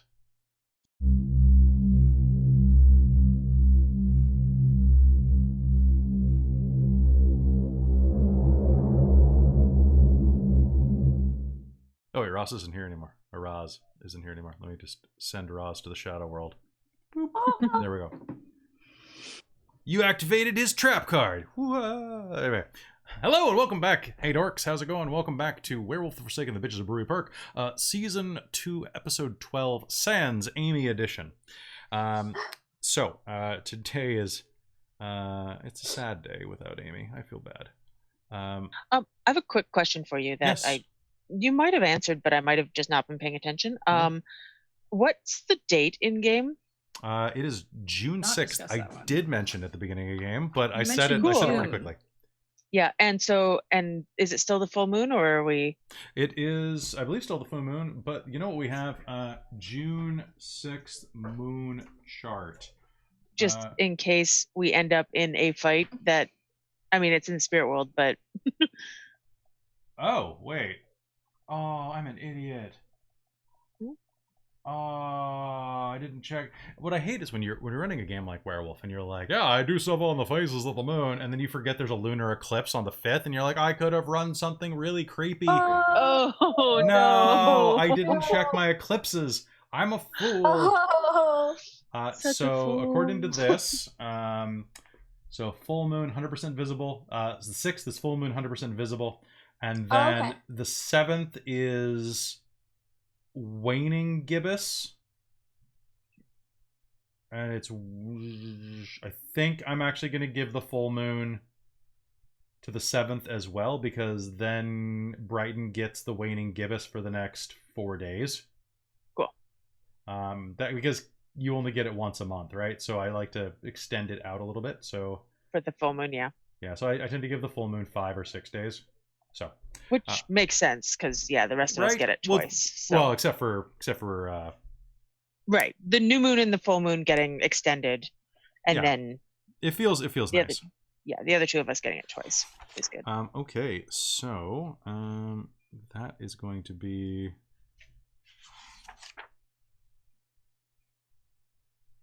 I'm so mad that I've found the thing I wanted to throw at you and then it vanished. And I'm like, what? Where'd you go? Where'd it go? Where'd you go, guys? So, hi, guys. Welcome back to Werewolf the Forsaken, the Bitches of Brewery Park. I've got, like, all these bird spirits and stuff. Fuck bird spirits. Welcome back to Werewolf the Forsaken Research Edition, as we try to find a spirit. It's true. Well, I had it in mind, and then I had it, and then the page flipped, and I lost it, and then it apparently isn't actually in this book, but I was looking at it, and I don't know what is the deal. What's the deal? Speaking of spirit, What's the deal with I am First totally Edition in the Chronicles of holiday Darkness? spirit. What isn't the deal with First Edition Chronicles of Darkness? What's the deal? I'll check the index. Oh, wait. Hold on. But wait, there's more. No, there's not. There's no more index. I like second edition so much. All right, so guys, let us hop back into it. Ka tuki tuki. What? I'm down, Bird but like spirits? I don't under. Okay. So Bird spirits. is the ka tuki tuki thing a spirit thing? No, I No, think it's it's a just bird bird thing. sounds. Oh, okay, yeah, that's fair. I was really confused for a minute. I'm like, what is going on? It's because there's a delay, so they're back on bird spirits. They're back to bird spirits. That's fair. Because it's just a very hateful bird. It's not a hate spirit. It's just a very pissed off bird. Oh my god. Oh, I mean, it's basically like- the same. what's I mean, Thing. magpie? crows can hold Like- a grudge. So I'm gonna be putting Yeah. swooping season. Yeah, It's I swooping remember season. faces too. swooping season. I thought the helmet would protect Oh me. no. Yeah. All right. So check the chat if you want to listen to some background music while we play. Okay, so I'm just gonna use that because that's awful. You cross over into the shadow. There's a shiver that runs down your spine as you do so. The ground beneath you here is cobblestones made of teeth that stretch out across this blasted back alleyway that looks like a ruin from a first-person shooter game set in wherever Middle Eastern country they chose this session. The sky is blasted khaki, and a low cloud of smog clings about 5 feet above your head. Little motes of electricity racing along strings above you. Literally so.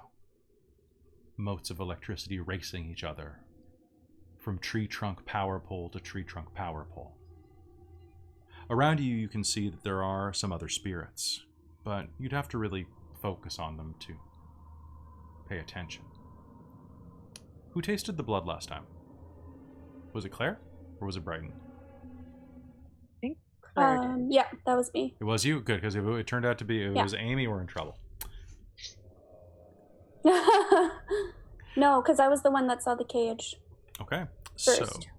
Grabbed him. Oh, that's true, and it was weird because you were licking stuff, and I was like, what is going on? Why are you...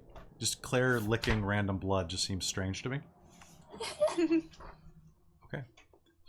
As you... look Kate ar- does it all the time. It's true, yeah. Kate, it's not weird with Kate. Kate and the toddler, no big deal. Oh my god.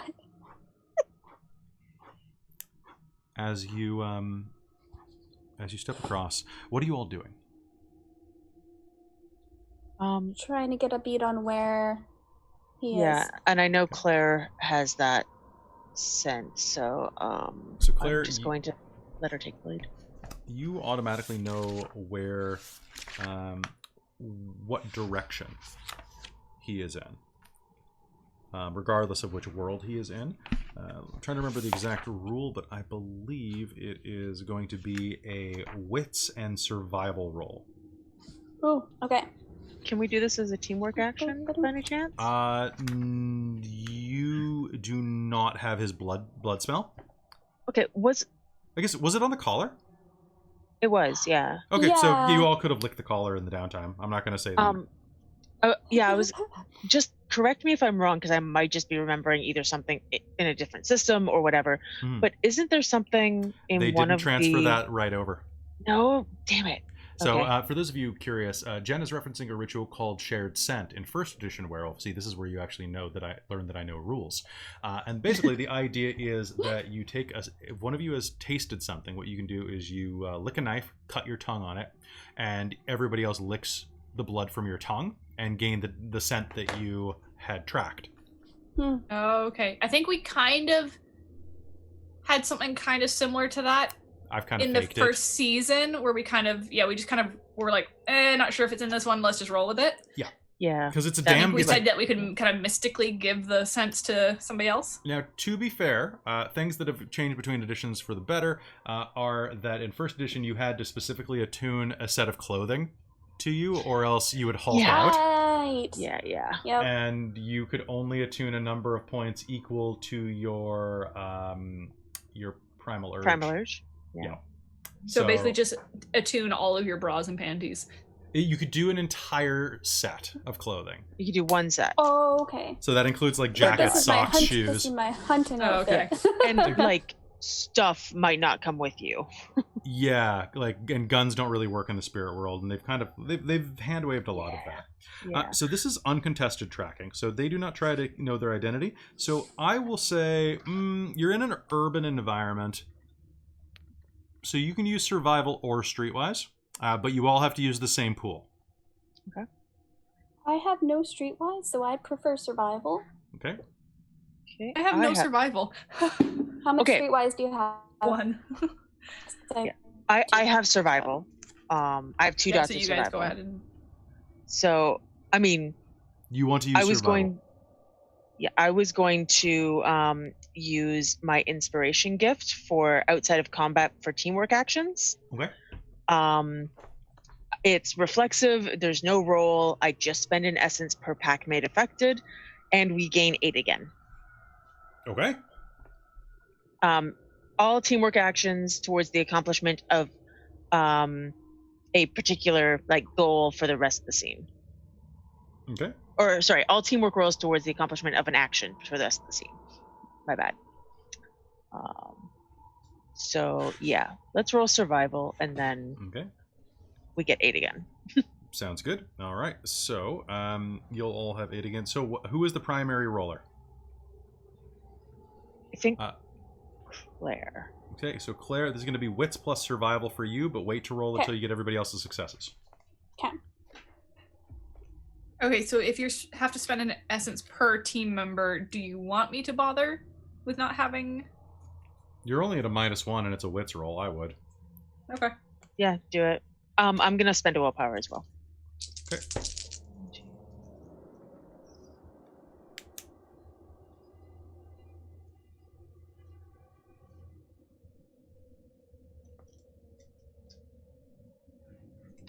All right, how many did you get? I got 2. For change, I failed to roll 0. Would you like to dramatically fail this roll? I didn't get any ones or anything. You don't have to. When you fail a you roll, you don't? can choose to dramatically fail to gain a beat. If it's a chance die, it is an automatic failure if you fail, or if you get a 1 on that, or yeah. if you get a 1 on that one. But everyone else you can choose. You don't have to, but it's just a free way to get a beat. Yeah. Sure. Let's see how a dramatic failure works for this one. Okay. See what Kelly comes up with. Oh wait, hold on. Sorry, I forgot I had 8 again for a minute there. No, it's still only 2 successes. There you go. All right, 2 successes. All right, so Caitlin, Yeah. go ahead and have Claire make me that roll at a +2. I want to spend willpower because I roll like crap. And it'd be super embarrassing if I failed the roll. I mean, we've got a Megan doing things or something. Who knows? That's true. That's true. But still, my own pride. Megan focuses too much on hiding. Yeah.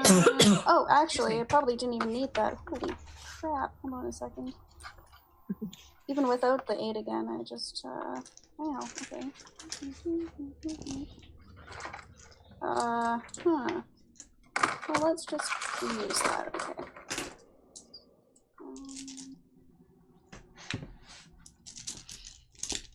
So 8 again, you just keep rolling? Yep. Yep, until Uh, it's 7 or less on the die. Okay, got 7 successes. 7 successes. Okay, so Megan, you got real lucky. Comparatively. Like, it's still gonna suck, but... Okay, as you are hunting around, you are... For one, everybody take a beat. Yeah. Okay. For getting an exceptional success since it was a team roll, even Megan. Megan, So many beats. as you are looking around, you're going to catch a scent on the breeze. You think, no, it's got to be over here. You wander out into a concave lane of traffic. And as you do, you're so intent on the scent on the breeze that you do not notice the sound of a creature approaching. It rushes past you, vain and feline and uncannily predatory. It slams into the side of your hip. You're going to take 3 levels of lethal damage. Ouch. As a sports car, a Lamborghini-looking type car whose legs and the grille is the same material that makes up a panther's legs and mouth, roars past you and shouts back, "Speed kills, bitch!" Oof. You are basically just going to get tossed into the air and hit the ground hard. You can spend a point of essence to heal each level of lethal damage in a round, or you can just wait the 45 minutes for it all to heal. I'll just wait. Chances are if we get in a fight, I'm going to go into Garu anyways. And Okay. then it'll heal. It just auto heals, yeah. Okay, so I'll just wait. Oh, Megan will kind of just yip and like growl as she hits the ground again. you okay? Ah. Oh. Oh. Oof. Which, by the way, I think I would have switched into like Urshel. I think Yeah. you were so distracted that you didn't, and now that you're on the ground, you probably will. You'll just be like, Okay. Fair. Because I was thinking that's why I'd be so intent on a scent. So it hit you mid shapeshift. That's why it got you. Okay. Your eyes were moving around on your head, and you couldn't see. You can see it. There we go. Okay. So with that, you're all going to catch a decent scent. Now that you've had some sense knocked into you, you are going to gain the invisible predator condition. The character so successfully infiltrated her prey's domain that he is oblivious to her presence. The prey suffers a -2 to all rolls to detect or prepare for the hunter's arrival while this condition is active. Nice. Excellent. You don't say. Yeah. Well, then. Fantastic. So that is great. You already took a beat. The prey is moving fast. You eventually will find yourself crawling down into the cave system, deep beneath the bowels of the city. Soon. How do the hunter's aspects work? I was just looking at mine.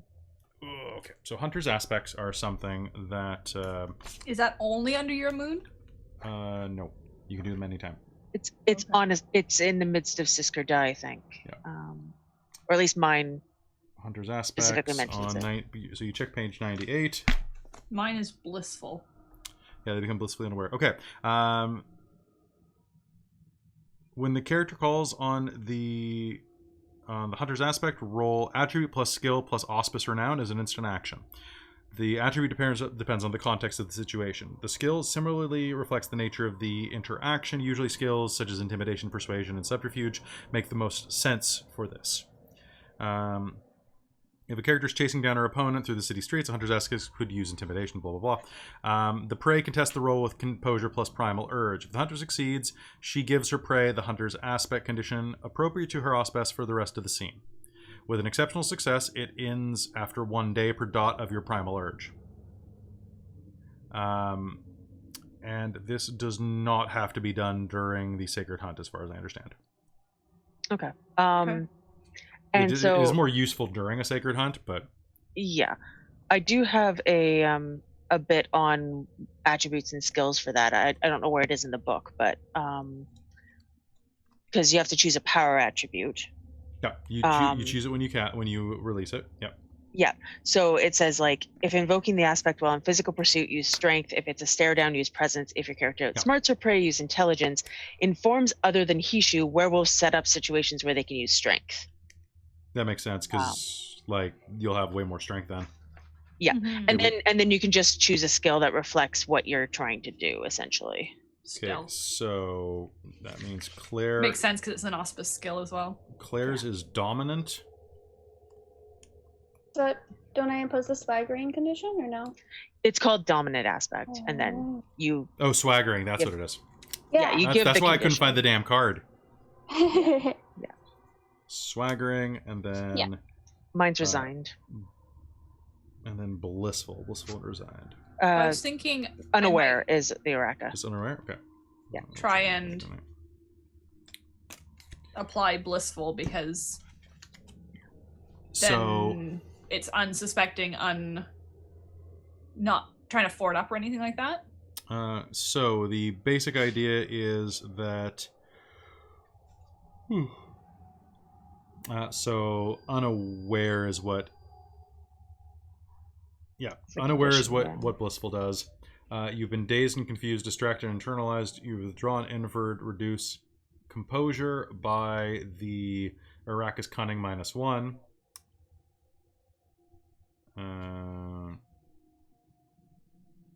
Resigned is you're facing down your hunter, and swaggering is they think they can win.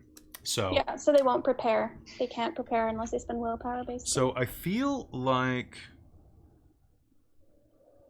the one thing about hunter's aspect is they usually should probably know that you're coming for most of these. Unaware, I don't really feel.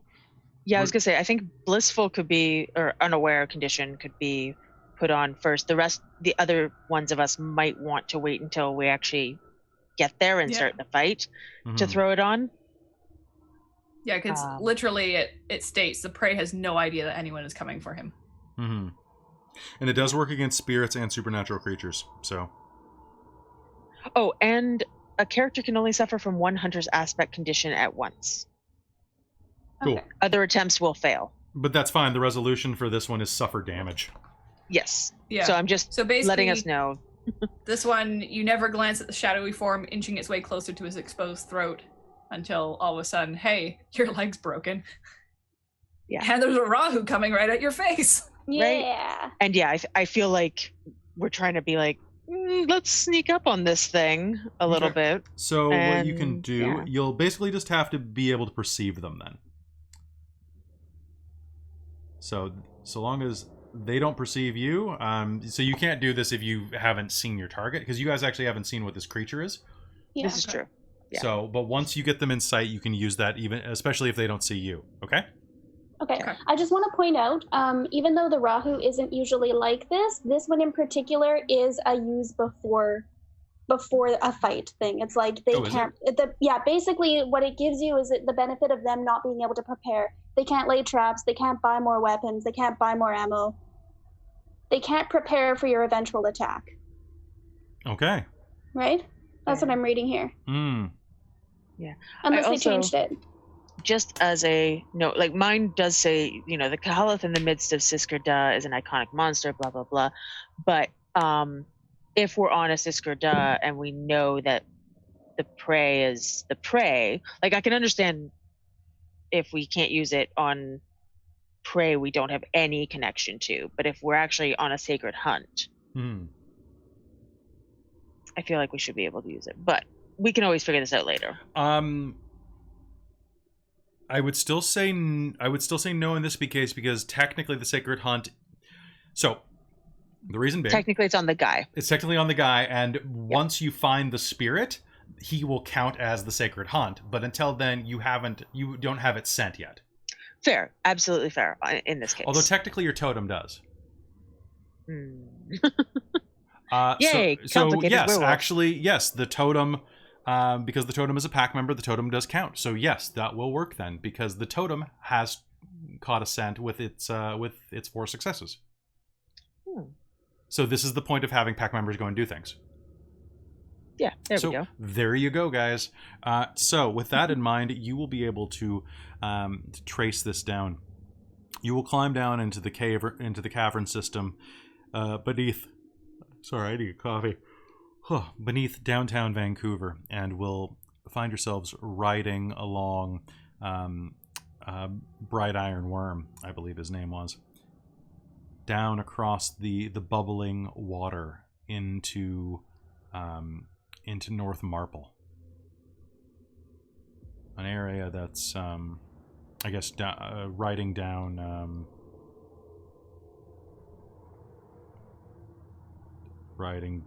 Oak Street, which is not.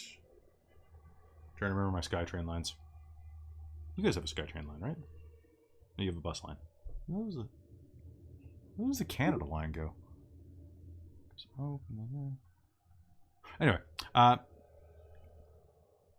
you ride down just where it skirts along your territory. Start to see that he's probably setting up to do a crossover at one of the stations. The stations count as neutral ground, and as you approach, let me just check one thing real quick. While I'm just checking this, can you guys figure out the order of operations of your plans? Like, who's going to have something flared first? Does that happen basically before you even like make contact or see them, etc.? Since you now can. Yeah. Okay. So you're gonna put your blissful on? Yeah, sorry, I was just reading the Hunter's Aspect thing to try and figure out how it worked. Yeah. And funnily enough, they actually don't say anything about having to see your prey per se. It's true. There's an entire. It's very open to interpretation. It's a little vague. I would say that you have to know your prey to cast it. I was gonna say there's an entire paragraph that ends with "or survival if she's homing in on her prey's scent." So it's like. I was like. Yeah. Okay. But it's so convoluted, that section. It's just like trying to read it. They don't even have the counter roll right next to the main roll. No, right? And it's like, but it's okay. You know what this book could really use? More bolding. Yeah. Yes. Just something like that, or like an off color. Like it would have been done great. Just a little something to catch your eye. Yeah. So yeah, Megan put that on, and then just kind of scoping out our environment. Is there a way for Megan to get behind prey so we can surround the prey? Yeah, because ideally I would like to get near enough to like apply a leg rack or something like that, and then dart back out. Cripple it somehow. Sounds good. So who has their power on first? Megan does. Megan does. All right. So Hunter's Aspect first. So we need to do a roll off for that. Okay, so it's power attribute. So what would you be using in this case? Oh, I guess strength, because I'm in Urshel. Okay. Yeah. Okay, so 4. Plus stealth. Probably. Yeah. And then stealth. And then cunning. Yeah. And then I'm rolling my resistance plus primal urge. I don't have primal urge, but I do have a hell of a lot of resistance. Does hiding in plain sight work for this? Yes.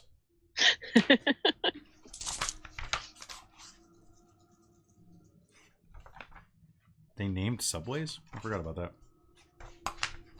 Like they gave them a first tongue name. I'm not going to read it because I already changed the page. Sorry, I lost my page when I had to go hit Christine with a car. Yes. You know how it is. Yeah, it happens. Yeah.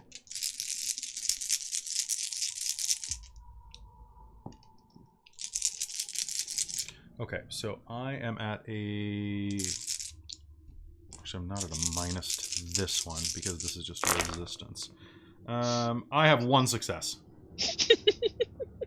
How many do you have? 11. What the? Get wrecked. Stealth is 9 again, guys.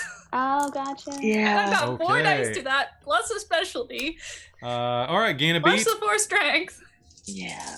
+3 Do we cunning. decide now, guys? Do we decide that you on Siskerda you gain a beat when the achieve a synopsis? So that's only the person who usually does it. Okay. So gain a beat. There is no exceptional success on this. But Well, it's timeline, right? is it based on time? It lasts for Oh, that's longer. right. So it lasts for a Um, full day minimum. It ends after 1 day per dot of your character's primal urge. Okay. All right. So you ride the side of the subway, keeping a nice lookout as you ride the writhing silver worm. Yeah, it does, actually, no, it does say this does not afford a beat. Okay. This timeout resolution. It does not, but Yeah. you get a beat because of the Siskerda. Yeah. Oh, okay. Yeah. All right. So who here has any points of streetwise? I no, do. I don't think so. I do. Okay, both of you will recognize that you're getting off around Oak Ridge 41st. And it looks like he is probably going to be doing a transfer here. The territory that this is inside of is technically not yours, but if you take him out inside of this subway area, it still counts as transit. Now, the area around you is a large cavernous box of old rusted metal. There are spirits of plastic lining over this metalwork in large sheets that you think are supposed to be posters. As you pass by, they whisper at you softly so that only you can hear. You need something new. You need to change your look. You could be better. We could help you be better. Give more. Get nothing. Help. Ahead of you, a wall of glass divides you from the stairwell that you climbed up to track. The wall of glass looks at you and whispers, "Look, but do not touch." You can see him up ahead, headed toward the spiritual remnants of a turnstile. What do you do? This is the perfect place for an ambush. We should probably do it now. Yeah. Sorry, I was just looking to see what Weaken the Prey did. It's part of Urshel. Mm-hmm. I can't find Oh, it's I think that's the conditions like leg rack and stuff. yeah. So Weaken the Prey is a special ability that you get. It's a form-based ability, which means that it is on this page. Yeah, because it said when I searched the PDF, it said, okay, go check forms Urshel. The first one for Page that is 97. page 62. Okay, so it's actually 97. It's 97. Weaken the Prey. Werewolves and Urshel are devastating to physical prey. Oh, okay. What it means is against physical prey once per scene. Oh, I actually let you use this previously on something that wasn't physical. Oh, I learned. You can apply a rack tilt for free. Oh, okay. Yeah. Arm rack, leg rack, I or see. knockdown. Yeah. I just was looking at my page and saw that and thought, wait, what's that? Also, quick question. Who here has 4 dots of renown? Total or Total. me? Yep. Yeah. Okay. Do any of you have more than 7? No. Okay. You guys are rank 2, just so you know. Cool. What that means is...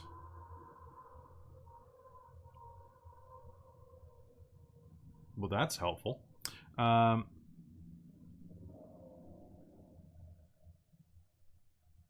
Just double checking, so you can raise your renown.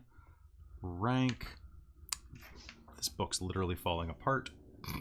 Woohoo. I'm just double checking because I believe you only do bashing damage to spirits that are of a higher rank than you. Mm. Unless you have their bane. But you do enough bashing damage, that'll still kill it. Especially if we do it in quick succession. Exactly. Okay, and this thing has... Yep, okay. Sounds good. All right, so you can see up ahead where you think that this man probably is walking. His scent is very close. In front of you, though, you see a pulsing mass of veins. A cloud oozing across the ground. The veins are throbbing with black bile. All around its body, you see narrowed eyes glaring. A low hiss like an iron striking against water emits from it.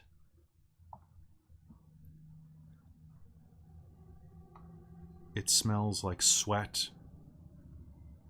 It smells like bile. It smells like acid. And as it moves, it hisses as drops of blood drip from its veins. That's a spirit of hate, all right.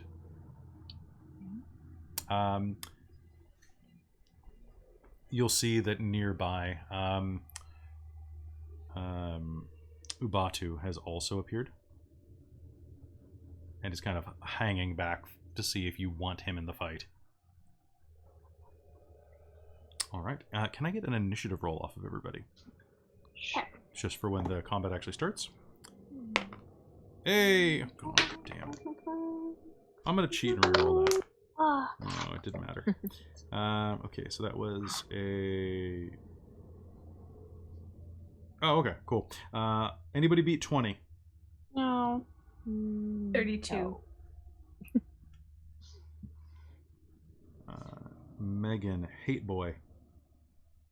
His real name is Hateful Word, but Hate boy. what did you guys get? 17. 17. And Caitlin? 6. It's fine. You're a hammer. It's really true. You're bringing up the rear. Yeah. All right. So, Megan, you are first. What do you do?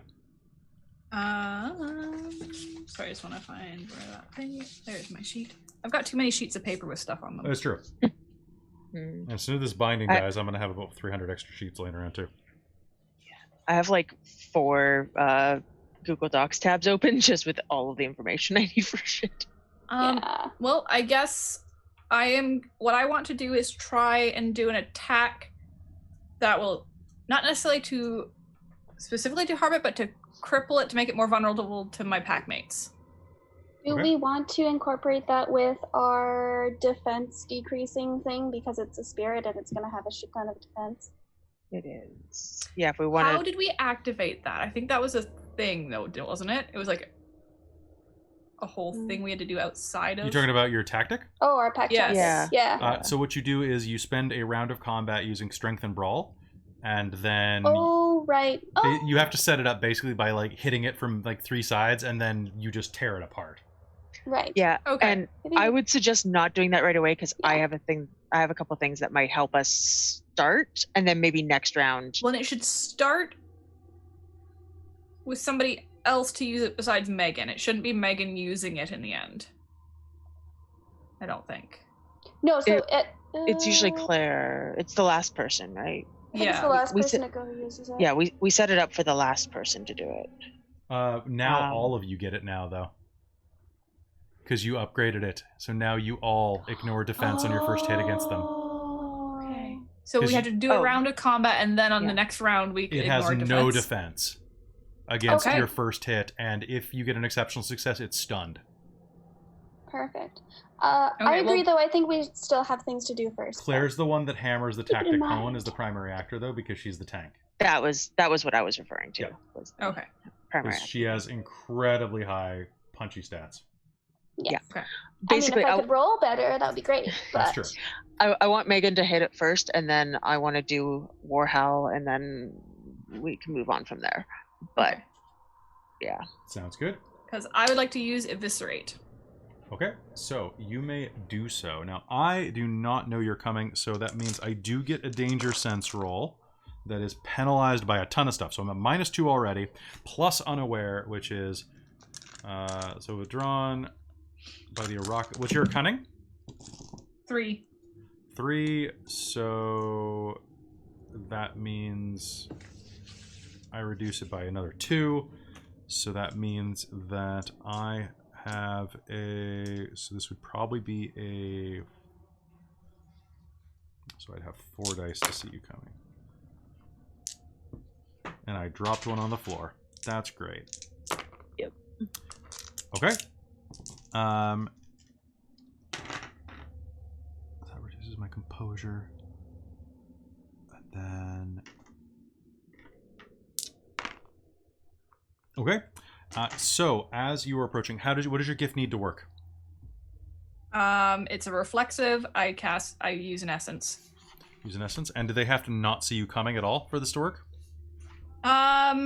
The Uratha may activate this faucet as part of a brawl or weaponry attack against an unaware or surprised opponent, turning her attack into a rote action. Okay. Nice.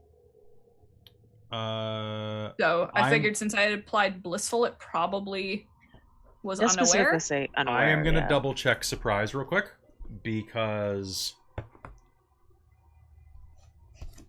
technically I got successes, and I want to make sure I'm being fair to you and fair to the game. Just to notice things in the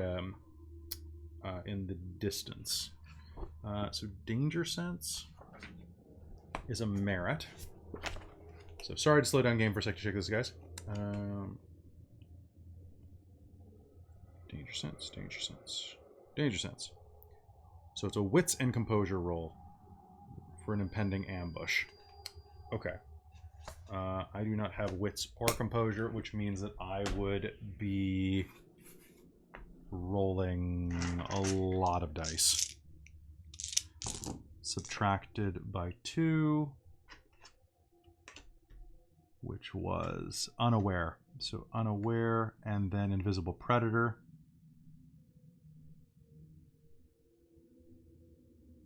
And you had 11 successes on unaware, right? Yeah. Okay, so you know what? I will actually give myself a... I'm also more than willing to roll like a stealth roll to sneak up on it to do this. You know what? Why don't you go ahead and do that, and then I will... Yeah, what I want you to do is do that. Okay, so that is Dex. That's a good middle ground there. And I'm going to add my cunning because of my fading.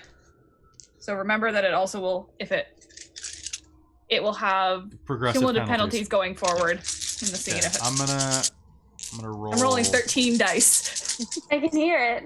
Okay, so I'm gonna -3. I'm gonna -4 off of 16 dice.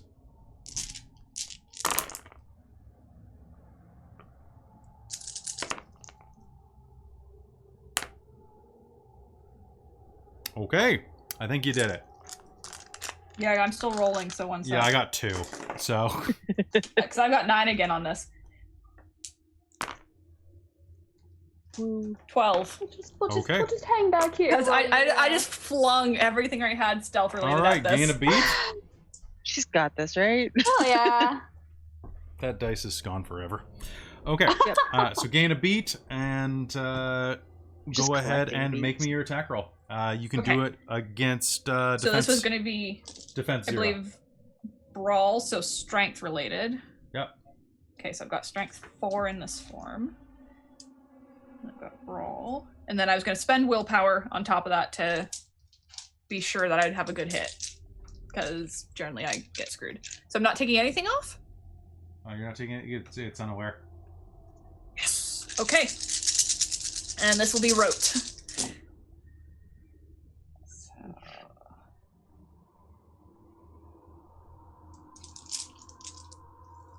Love re-rolling failed dice.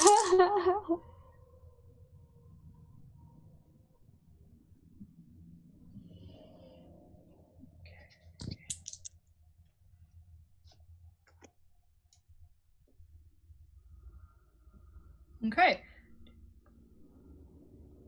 8. 8 successes? Okay. Yes.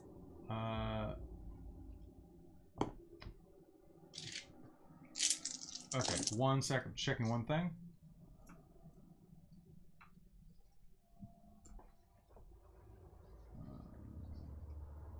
Jen, can you do a quick search on Predator's jaws?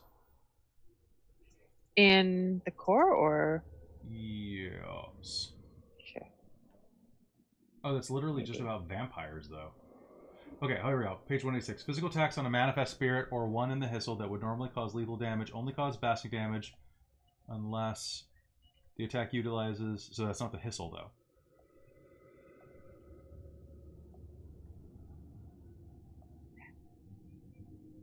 Manifested spirits. Yeah, okay, cool. But spirits... Physical attacks on a manifested...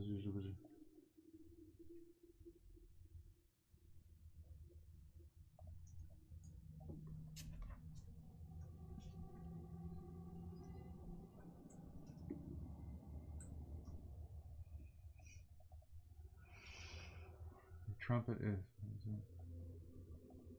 I just need to double check what the deal with rank is.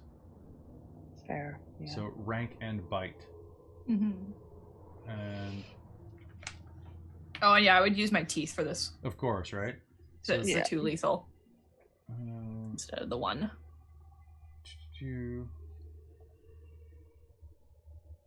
So if you can search your PDF for instances of like of just with rank specifically. Yep. 99 or 186 says the index. 99 or 186. I can't search via keyword Okay. because Google Drive is dumb sometimes. Oh yeah, you have to download it locally. Yeah, and I don't want to I'm do just that gonna right check now. 186 real quick, guys. There's like 166 references to rank in the book. So much surprise. Woo. Okay, spirits that lose. Okay. Physical attacks on a man. Spirits record and heal. Blah blah. Uratha have one great advantage on the hunt against weaker spirits. The spiritual deference to rank extends the honorary rank to werewolves earned through renown, but only against spirits. A werewolf who outranks a minor spirit will deal devastating wounds to it with claw and bite, but a higher rank spirit can't burn that werewolf by touching them. So yes, that means that you can do like incredible damage if you're higher.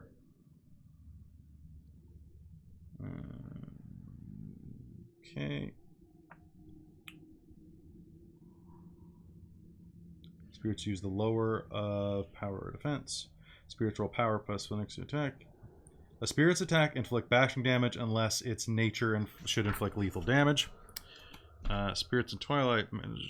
Physical attacks on a manifest spirit or one in the hissel that would normally inflict lethal only inflict bashing.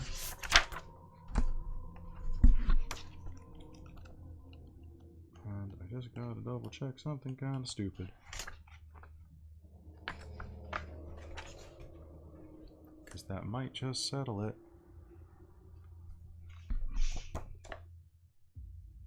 Yeah. Okay. So, yes. You are only going to be doing bashing. You're just going to be doing a ton of bashing. Okay. So, alright, because it's or one in the hissel. Well, yeah. Okay. The frustrating part is that they're saying this, but the reason that they're saying it is because that's literally the only time you can hit them without a gift. I just feel like they should not have to clarify that. But okay, so that is how many levels of damage? 8. I had 8 successes. 8? Damn. Okay, so why don't I go ahead and get some fight music going? Ooh. Boop, boop, boop. For those of you who are listening on Tabletop Audio, are any of you listening to the link I sent? No. I'm not, because my Chrome was being weird. Okay, then I won't bother to send it over. Oh, still don't have new laptop yet, so That is fair. yeah, I don't want it to almost die again. All right. As you blur out of hiding, tell me how you hit this thing. I think blurring, like a blur of shadow comes out with snapping teeth, and I just try and rip a chunk out of it and dash back again into a different shadow and disappear. Okay, you are going to do so. 3, 4, 5, 6, 7. And it is going to roar. It is technically that first round. So you attack.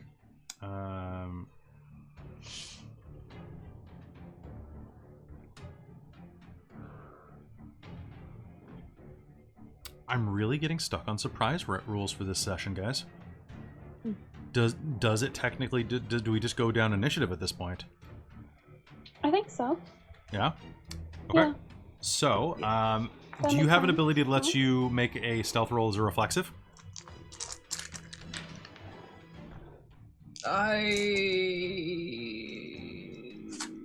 do not know. Okay. I am going to spend... Okay.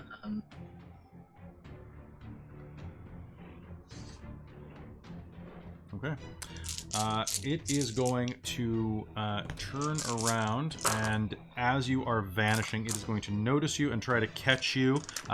What is your defense? No, I have instant actions, but... Okay. What is your defense? In this? 7. Okay, that makes it easier. I only have to roll 9 dice. So it has been a half hour. You have 1 point of lethal damage on you. Okay. Unless, are you in Garu right now? No. Okay. I'm inertial still.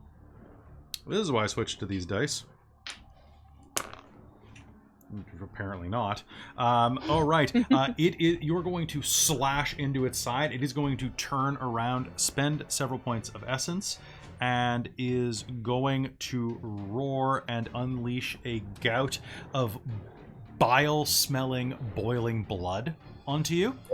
You're going to take 3 points of lethal damage. Okay. Brings you up to 4. And now we are down in the initiative with Brighton. So I have a question for you. I have an answer, This whole bashing lethal thing. Yes. If I use War Howl, it says that all members, if I succeed, all members of the pack gain +1 lethal rating on their brawl and weaponry attacks. Always lethal. Does that count as lethal? It says always lethal specifically? It specifically says always lethal. Then I guess what it would be is that +1 will be lethal and the rest will be bashing. Cool. Then It's a nail on your boxing glove. Yeah. Seeing, Megan take a chunk out of it, I'm going to break from hiding and War Howl. Okay, go ahead. Pardon me. Go ahead and make me that roll. Come on, roll the die. Thank you. One more. Come on. It is going to burn you with that boiling blood, Megan, and is going to scream in first tongue, "Dirty half-breeds! Go back where you came from!" Oh, 3 successes. 3 successes, on the howl. okay. So 3 successes is going to give everybody that +1. For 3 turns. For 3 turns, that's great. And Claire, what do you do? I want to pop into Urshel. Okay. And I would like to... Just Urshel? Yeah. Okay. I was gonna say I kind of assumed I was running inertial, so that was my... Fair. Yeah. All right, so you shift up into your direwolf form. Yeah. If you weren't already there. What? I said if you weren't already in it, yeah. Yeah, I'm wondering. I probably would have been. You have free shifts. I do have free shift anyway. But I'd like to also do primal strength. Okay. Which is adding purity to strength. Okay, I think that costs an essence. It does. Yeah. Cool. So I'll spend that. And I'm just gonna go after it. Okay, I have a defense of 8. Okay. Spend that willpower, friend.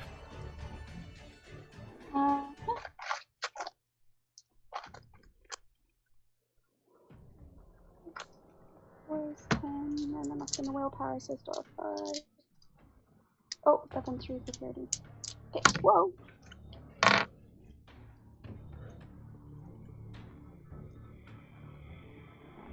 Oh wait, we're being raided by a party of 30. Oh, hey, wow. Hey, you guys just got here in time for some werewolf fun.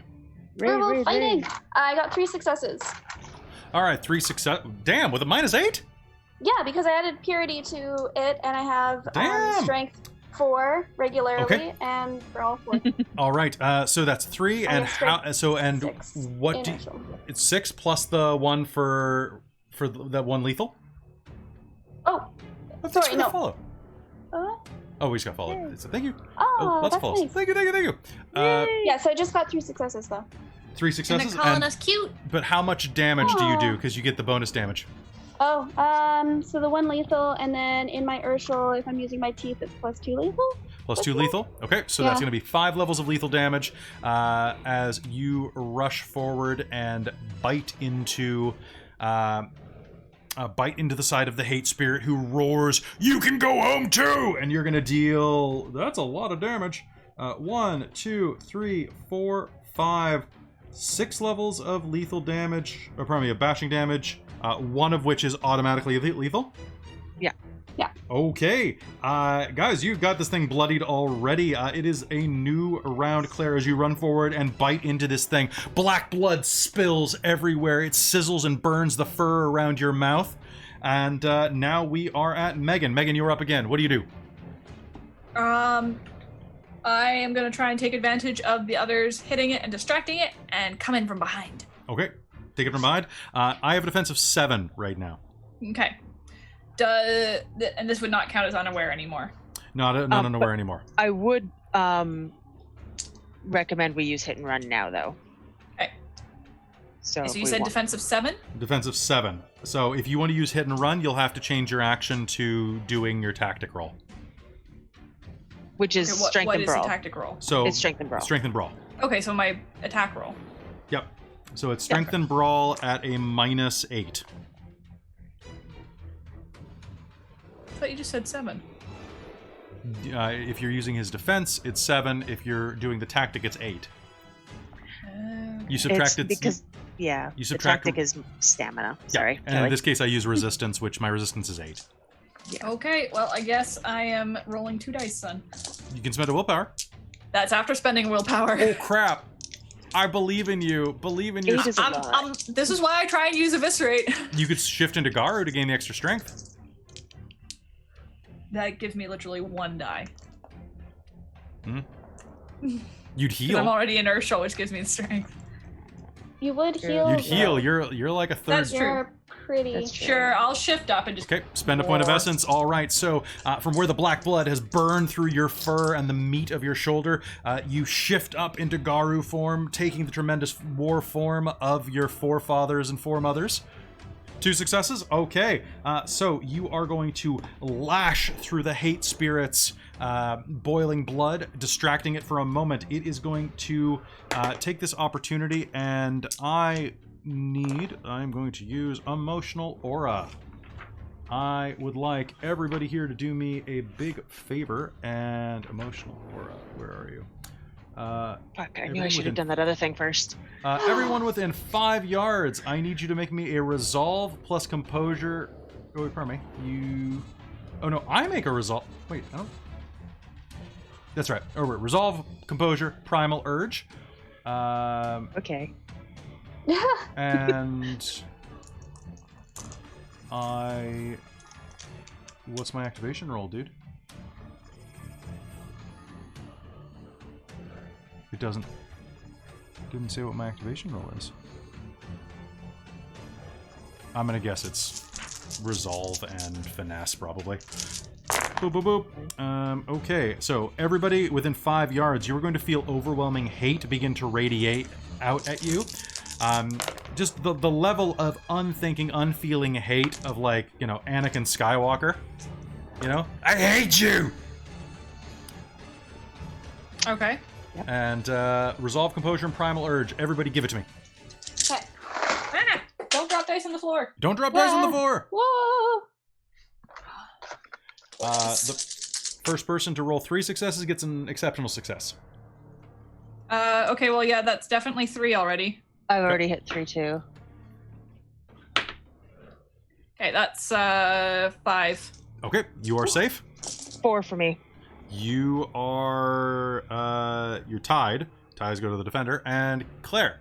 2. 2. All right, so Claire, you are going to be overwhelmed with hatred. You're going to take a -2 on all rolls. This might have been a dumb idea. No, to all actions. Okay, cool. Nice. Good. That's great. Did you spend a willpower on this? No. Okay. Well, Soul Omen just spent some points to make an exceptional success happen. Would you like to spend a willpower to make that happen?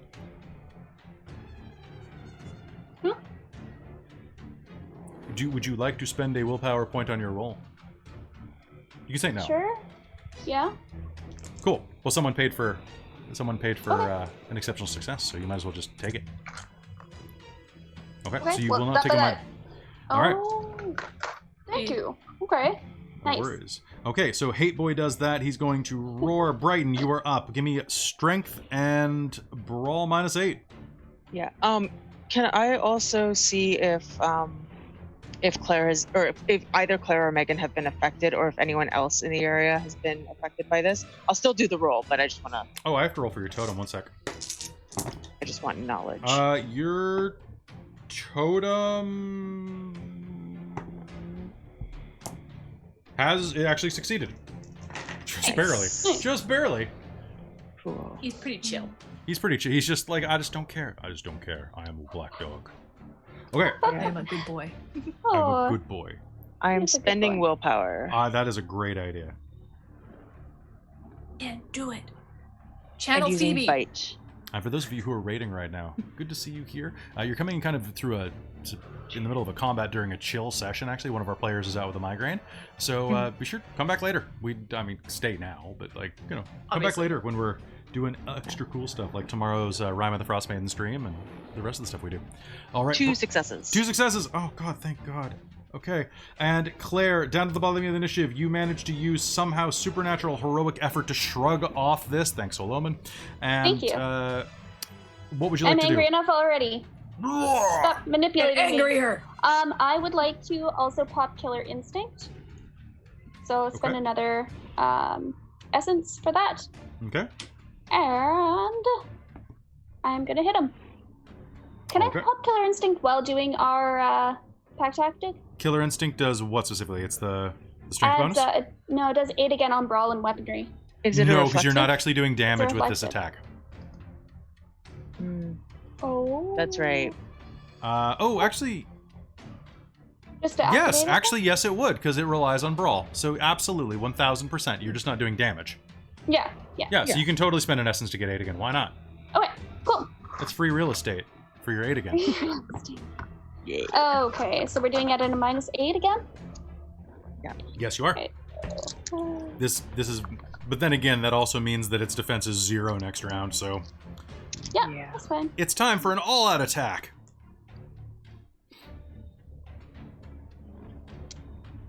Sorry, just give me one moment. Absolutely.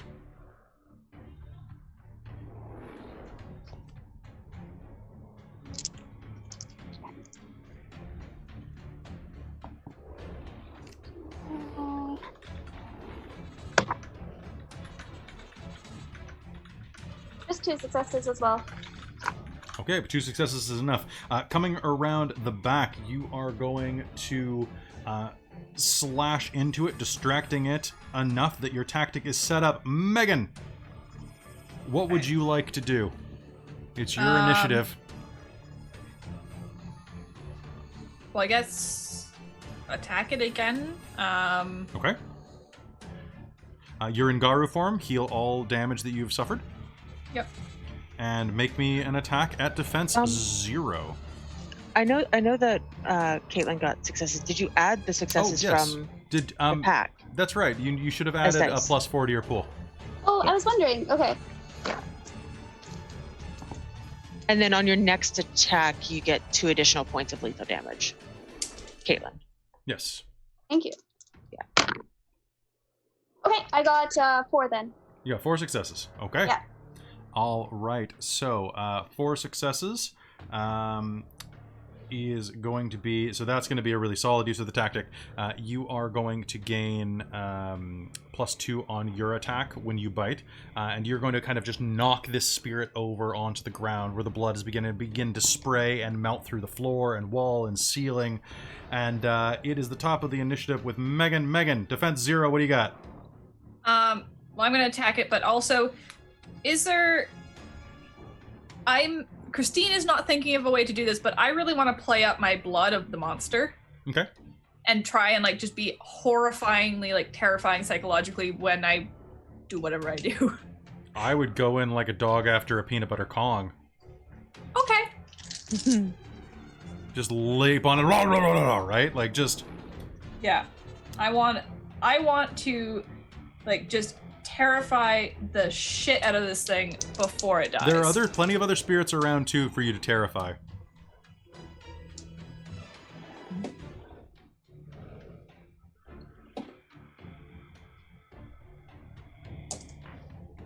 Okay. 9. I rolled about four 9 tens successes. in a row. 9 successes, then you're using your bite, which is a +2.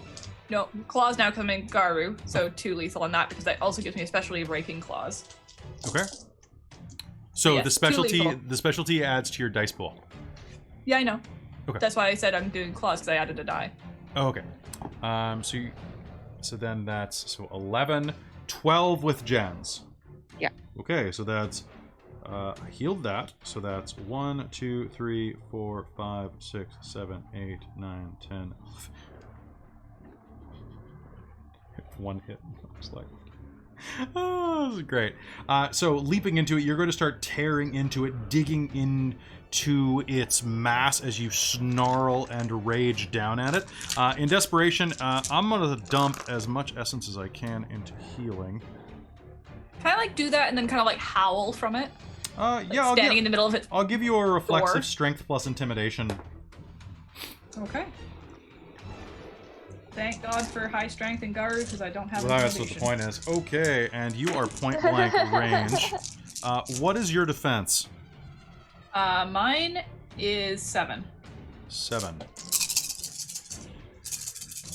I'm gonna spend a willpower. Apparently I'm terrifying as fucking Garu. That's the point. Because I keep rolling 10s.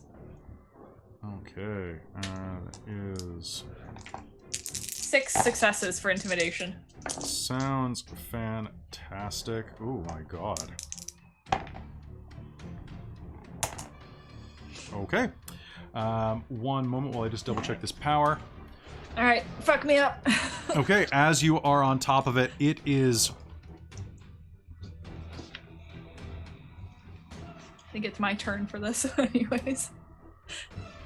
Oh, Kate's not here. Really? Yeah, Kate's not here, Oh, so you it's know my what? turn. I hate you. I hate you so much. And I can spend a ton of essence because I'm about to be discorporated, and I know it because you're a dirty half-breed. So let me just check my essence And I'm amount. clearly reveling in just destroying you right I now. have 20 so. essence, and every 2 of them I can spend to give myself a +1 damage. Holy Ouch.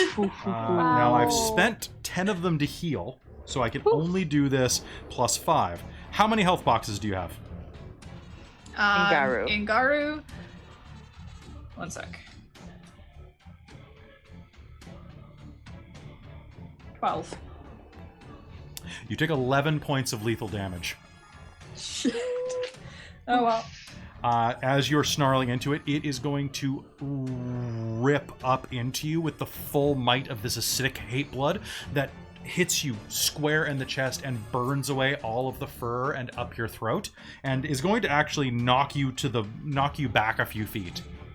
Brighton, you are up. That almost killed your packmate. What do you do? Does she go into Wasuim? She... Oh yes, because we added massive damage. Yeah. I took massive damage in Garu form already. Okay, I need you to make me a resolve and composure roll right now. Penalized by... Do it at a -2 to keep control because this was done by a spirit of... Oh, you succeeded the roll against hate though, so I don't see how that would actually affect that. What's your harmony right now? 5. Oh, at 5 you don't have Karuth triggers aside from... Well, I said massive damage always, so yes. Make me a resolve I and mean, it composure makes roll. sense. Yeah. It does. This thing just tried to almost killed me, so Yeah. I can see getting angry at that. 1 success. 1 success. All right, you're going to be able to hold yourself out of entering Wasuim for... I'm gonna play that I am like I'm gonna play with like that thought, though, adding into that intimidation roll? If you do, you will immediately enter Wasuem. Oh, okay. Basically, like, you need to get away from this or else you will lose control. Okay. But, Brighton, you are up as your packmate kind of, like, grabs the side of her head and starts to, like, just kind of focus down. On your next turn, you're probably gonna want to shift out of Garu. Which, by the way, that shouldn't be much of a problem. All of the spirits around are shrieking and, like, pulling off the walls, though. Brighton, as you descend, you can see that the poster spirits down the hallway are kind of, like, flying away on breezes they've created. The area is clearing out fast. You don't say. No, nobody wants to be around this. Brighton. Fair. What do you do? I have a defensive 0. Does it look like it healed at all? Yes, it looked like it healed a significant amount of damage, but not enough. Not as much as it could have. Let me just put it that way. Not as much as it should have. It's too hateful and stupid. Hate-filled. Okay.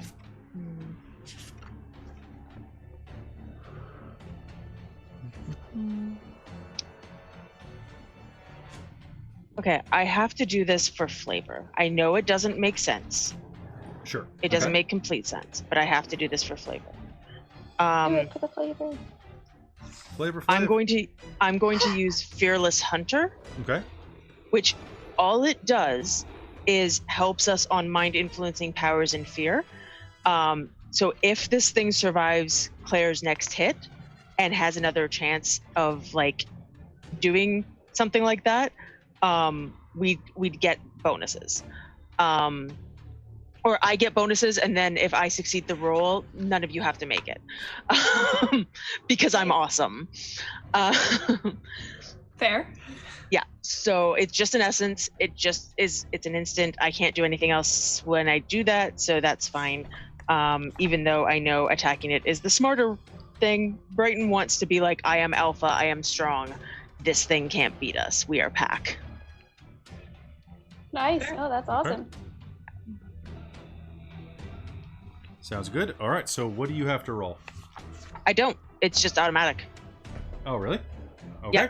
Yeah. It's if any mind influencing powers or fear comes up, then I get to add my glory to all my dice pools, and to my composure and resolve when resisting such effects. And then if I succeed, any other packmates who can see me and are subject to the same effect automatically withstand the effect as well. Nice. And is this an instant? Yes. Okay. All right. Sadly, not a reflexive, or I would have done it earlier. The reflexive would have been really great, but right. Yeah. But no, sadly. Okay. So I think I'm just going to like essentially walk just calmly and without fear up towards, not getting like in range, but just towards it. Like, you're gonna die. I don't need to rush this. okay. Claire, Nice. you are up. Nice. I'm gonna mess it up. I'm gonna Okay. try to mess it up. Let me see. Do it. Do And if it. it lasts another round, we can take it out if it lasts another round. So Claire, you attacked it last round, right? Yeah. You're right next to it. If you so chose, you could choose to all-out attack for another +2 dice till you lose your defense next round. But that's 2 more dice. I'm just gonna go for it. I mean, you have so 8 I'm gonna again. all-out attack it. I do have 8 again, and my And you purity get- is strength. You'll have 3 bonus lethal Yeah, at the end of this. So at the end of this. you should be rolling strength plus brawl plus probably willpower plus 2. I have no idea how many dice that is for you. I think it's probably like 14 or 15 at least. Plus 2.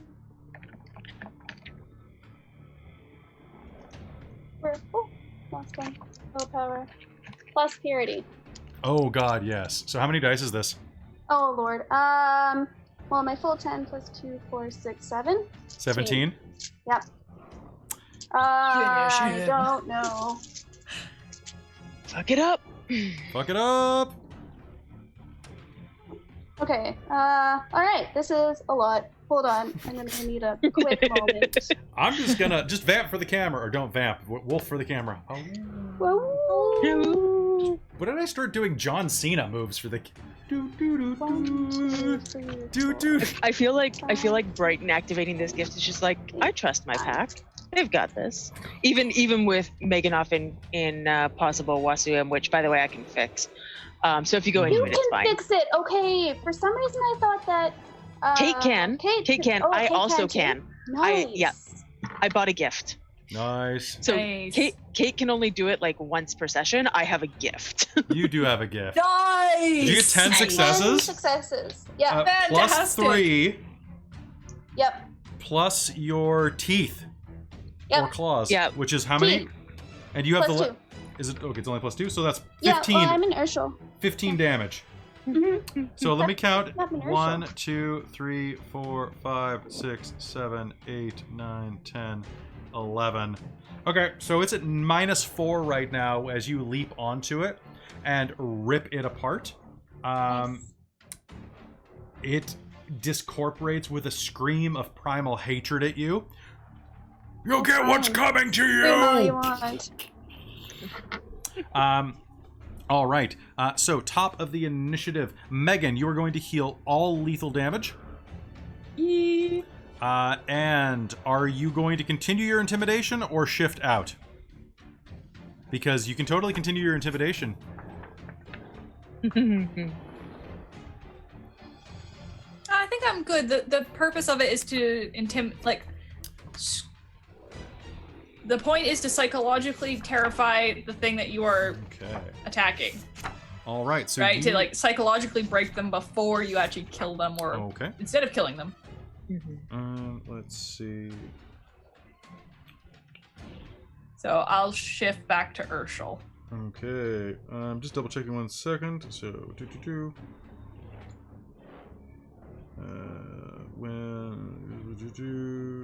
when boss wim suffers when ignores him. Nothing. I forgot that this is an old character sheet, and I Oh, okay. would have had 1 more strength, but that's Oh, fine. roll it. No, it's okay. So many successes. Yeah. Okay, so and then there's the one thing that always catches me. So when you're in Garu and you no, you just automatically hop back into it. Okay, cool. All right, so you are going to hop back down. You're going to be in Wasuim still, so you will just get some. You will get a turn of lucidity. So you need to make me another resolve and composure roll now. Am I at a minus or? Nope, you're just straight up.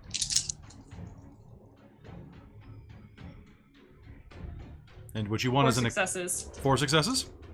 Yeah. Okay. Given that you've killed your prey, I'll basically combine both of your successes to make this an exceptional. Okay. So you will pull yourself away as the spiritual reflection in the hissil of this subway terminal empties out, leaving nothing but your packmates and the spirit that you have just destroyed. As it discorporates around you, little motes of red, hateful energy float through the air. Everybody take a beat for succeeding on the Sacred Hunt Rite. Yeah. And if you want to, what you can do is you can steal some of that essence, if I'm not mistaken. Sacred Hunt, page 140. I thought if it didn't spend all its essence, you could. It didn't spend... Oh, wait, It you're doesn't. right. It did spend all of his essence blasting you. You're right. Yeah. Screw Besides, you, I'm it It's taking... unfortunate, but yeah. I mean, it You get probably that. tastes bitter, right? I'm That's just... So fine. does it discorporate completely? Because I thought it was only that it discorporates completely if you drain all of its essence. It's when spent you... it all, though. When you destroy a spirit, when you remove its last point of corpus, or its physical form, it discorporates into an explosion of goo, basically. Oh, And, okay. like little motes of energy. So So I thought we generally don't want to actually do that because it's seen as very disrespectful and a breaking point. to That's discorporate. how, yeah.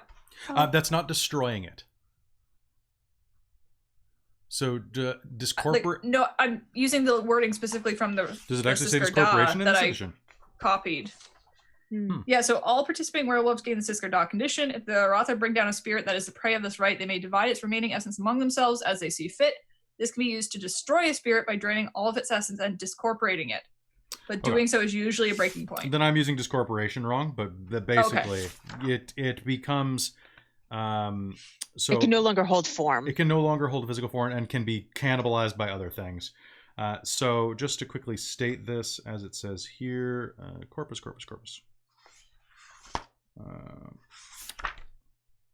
Spirits lose all corpus from lethal or aggravated damage, explode into bursts of ephemera stylized to their natures. Forest spirits die in a hail of rapidly vanishing pine needles. The spirit isn't actually dead, merely returned to dormancy unless it has run out of essence. Oh, crap. Okay, but then that's not really our fault. But technically it's manslaughter. So, yep, because it was so, yep, you're right. It was so hateful that it decided to burn itself to death rather than To deal with you. Hurt us. So we still take a breaking point because it was stupid with its essence. Yeah, so let me just and we pull didn't that up. know that. So that is a destroying a spirit. But does everybody do it, or is it just me because I dealt the killing blow? You guys We did it as a you did pack the sacred on hunt it. together. Oh, okay. Yeah, because it was sacred sorry, hunt. guys. Yeah. So this is We does knew it what say we if were it's a breaking point toward, I guess it's a breaking point toward Flesh. right? I'd I say think so. Yeah. towards flesh, because it's away from spirit, Breaking right? point towards spirit. Oh, okay. Oh. Towards spirit. So you're cannibalizing it like another spirit. Okay. Yeah. Okay, so when you do a breaking Oh, point that's towards fair.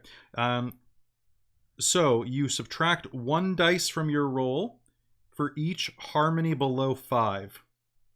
Oh. Okay, well I'm at Okay. 5. So you just do a flat roll. What is the? Is it just the 5 dice Resolving- then? So No, it's I think it's resolving resolving. composure. Yeah. Okay. Well, it's a willpower roll.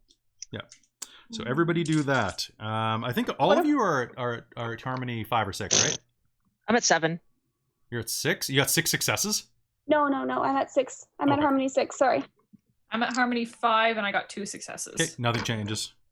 Hold on a second. 1, 2. I've got more than 3 successes already, and I still have more Okay. dice to roll. I'm at harmony 7 with You got 1. ridiculous. Okay, you guys are resolve fine. This composure. wasn't your fault. Yeah. Oh. So Had it coming. you only go towards flesh if you lose the roll. Or pardon me, you only go down if you lose the roll. All right. As What if I get an exceptional success on it, just out of curiosity? nothing happens, you feel really good. You feel really good about That's yourself. Do you want Feel more? super justified. Do you want more Mm. flesh? No. Oh, okay.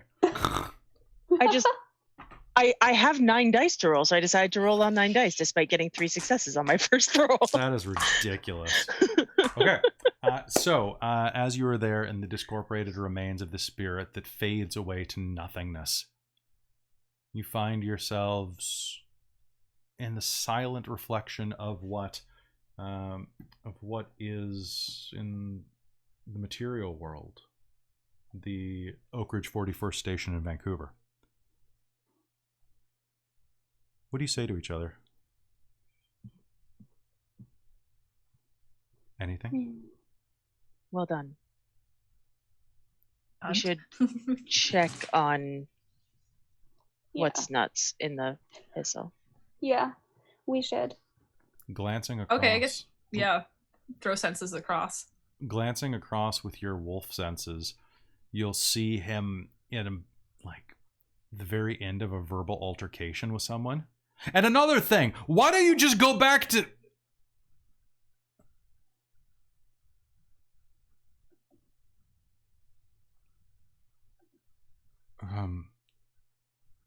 Go back where, huh? The young woman gives him a push. He looks down at the imprint left by her darkly tanned hand. He looks up back at her, and her face kind of curled in a mask of anger, tears at the corners of her eyes. Oh, I gotta go. And he will just turn and run out of the subway station.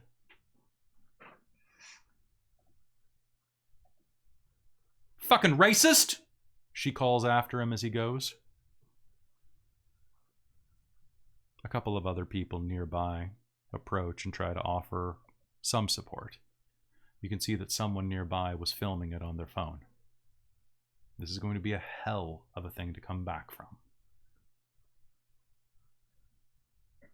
As you flitter back across the gauntlet, you'll hear a noise. And the whirring of servos inside of the spirit. The spirits that should be inhabiting this part of the Hissel have all fled away from you. They're not wanting to become part of your next hunt. Except for one. At the corner of this room is a small, spider-like creature clinging to the top of the cavernous roof. Its head is large and bulbous, almost kind of like a safety helmet. But it's black and has a single red eye looking out through a strip at you, like a security camera. It clatters over toward you.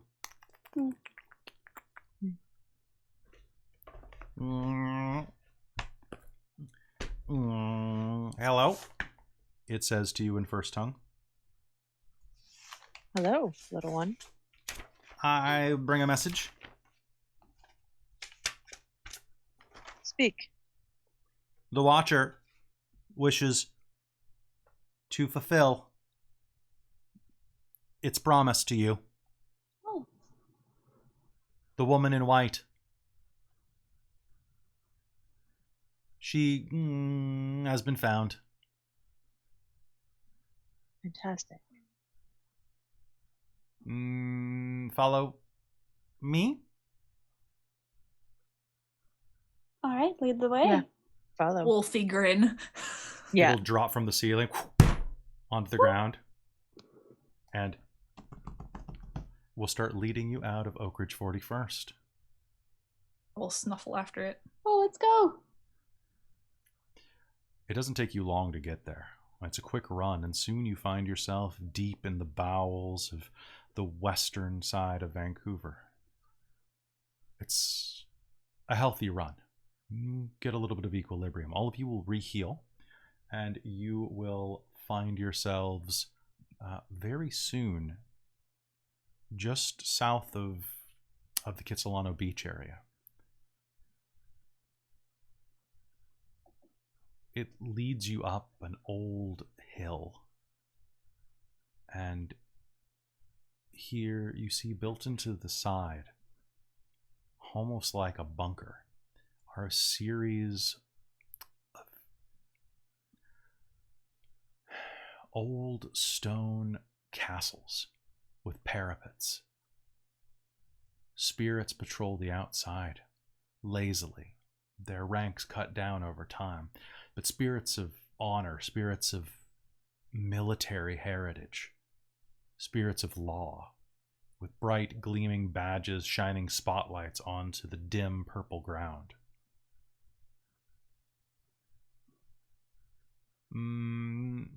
She is inside of there. Welcome to Jericho Hill. You all freeze for a moment and think back a few weeks to your conversation with Nicholas. I was working there for RD13 in a facility on the west side. I was under an old RCMP base called Jericho Hill. As you look up, Megan, you see the building where your father died.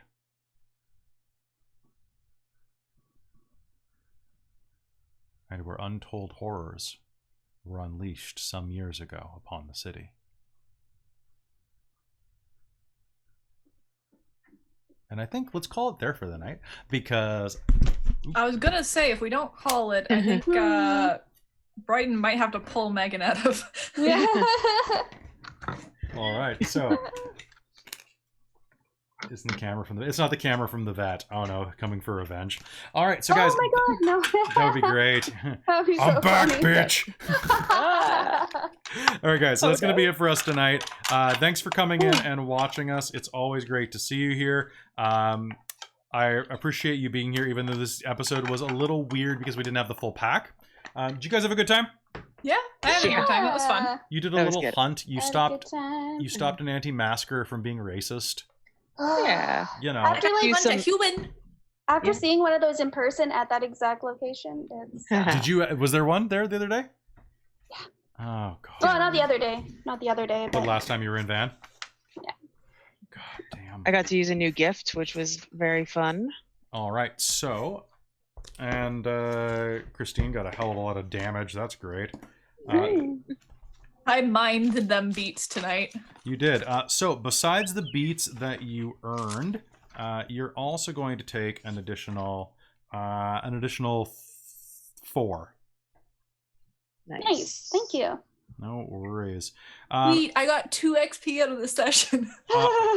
Amazing. However, because Amy was ill, I am willing to grant her 4 of those beats. So she couldn't have earned any beats, but she'll gain pack beats along with yeah. the rest of you. That's So, Heck yeah. Pack sticks together. And aspirations. oh, and aspirations. Yeah. So what did you guys do? So Oh. let's go down the list. Bonded with Taco. Caitlin, Bonded I'm going with to give Taco. you bonded with Taco. Yeah. You didn't get a promotion at work yet. You hunted a human. Mm-hmm. Okay, so that's going to be 1, 2. Up to Brighton. Bond with Kid. Ding. Made good impression with another pack. I'm going to give you a ding. Cool. I was hoping for that. Hunt a human. Megan. Ding. Fail with child. No, but soon. And solidify hold on territory. You didn't do anything directly reflected to your territory, although I have a feeling that anything to do with the death of your father will give you a beat for that, because that does have something to do with solidifying, like, I think your emotional state and you're holding the territory. Okay. So that's what, 5 aspirations in one session. Even if I I know I got the beat for make a good impression with another pack. Does it also count towards my long term, or does my long term have to be different?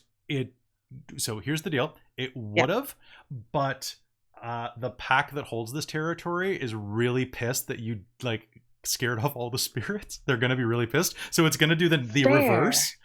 Okay. So, and you killed a spirit in their territory, even though you're on the neutral ground lines. Oh. So Okay. they're mad at Okay. you now. Okay. Or they will Well. be. So I thought about that. I was like, well, does Jen get 2? I'm like, Fair. yes, but only if she loses one immediately. Fair. You know what though? So improved pack relations, was that broadly or with another pack? It was with neighboring packs. Okay, then no. Okay. Then no. Almost. So close. But That's you fine. guys I you just guys was wrecked some curious. shit. Yeah.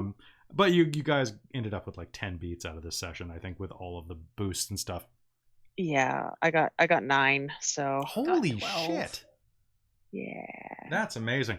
All right, guys. Well, thank you so much for watching Werewolf the Forsaken. If you enjoyed this game, give us a follow on Twitch, or if you're watching on YouTube, give us a subscribe, because we just beat 1,000 subscribers, and we didn't beat them. I mean, like we got them. That you know of. But it would be great to have you on the team and to have you watching our episodes. If there's anything you want to see us run, I'm looking at running some Cyberpunk in the new year, some Deadlands around summer, and some other World of Darkness games, and maybe some D&D. I don't know. It's a crazy world, and we have to fill our time with joy. So come enjoy us. It'd be good to have you. With that, it was great to see you. We'll see you in the next episode, everybody.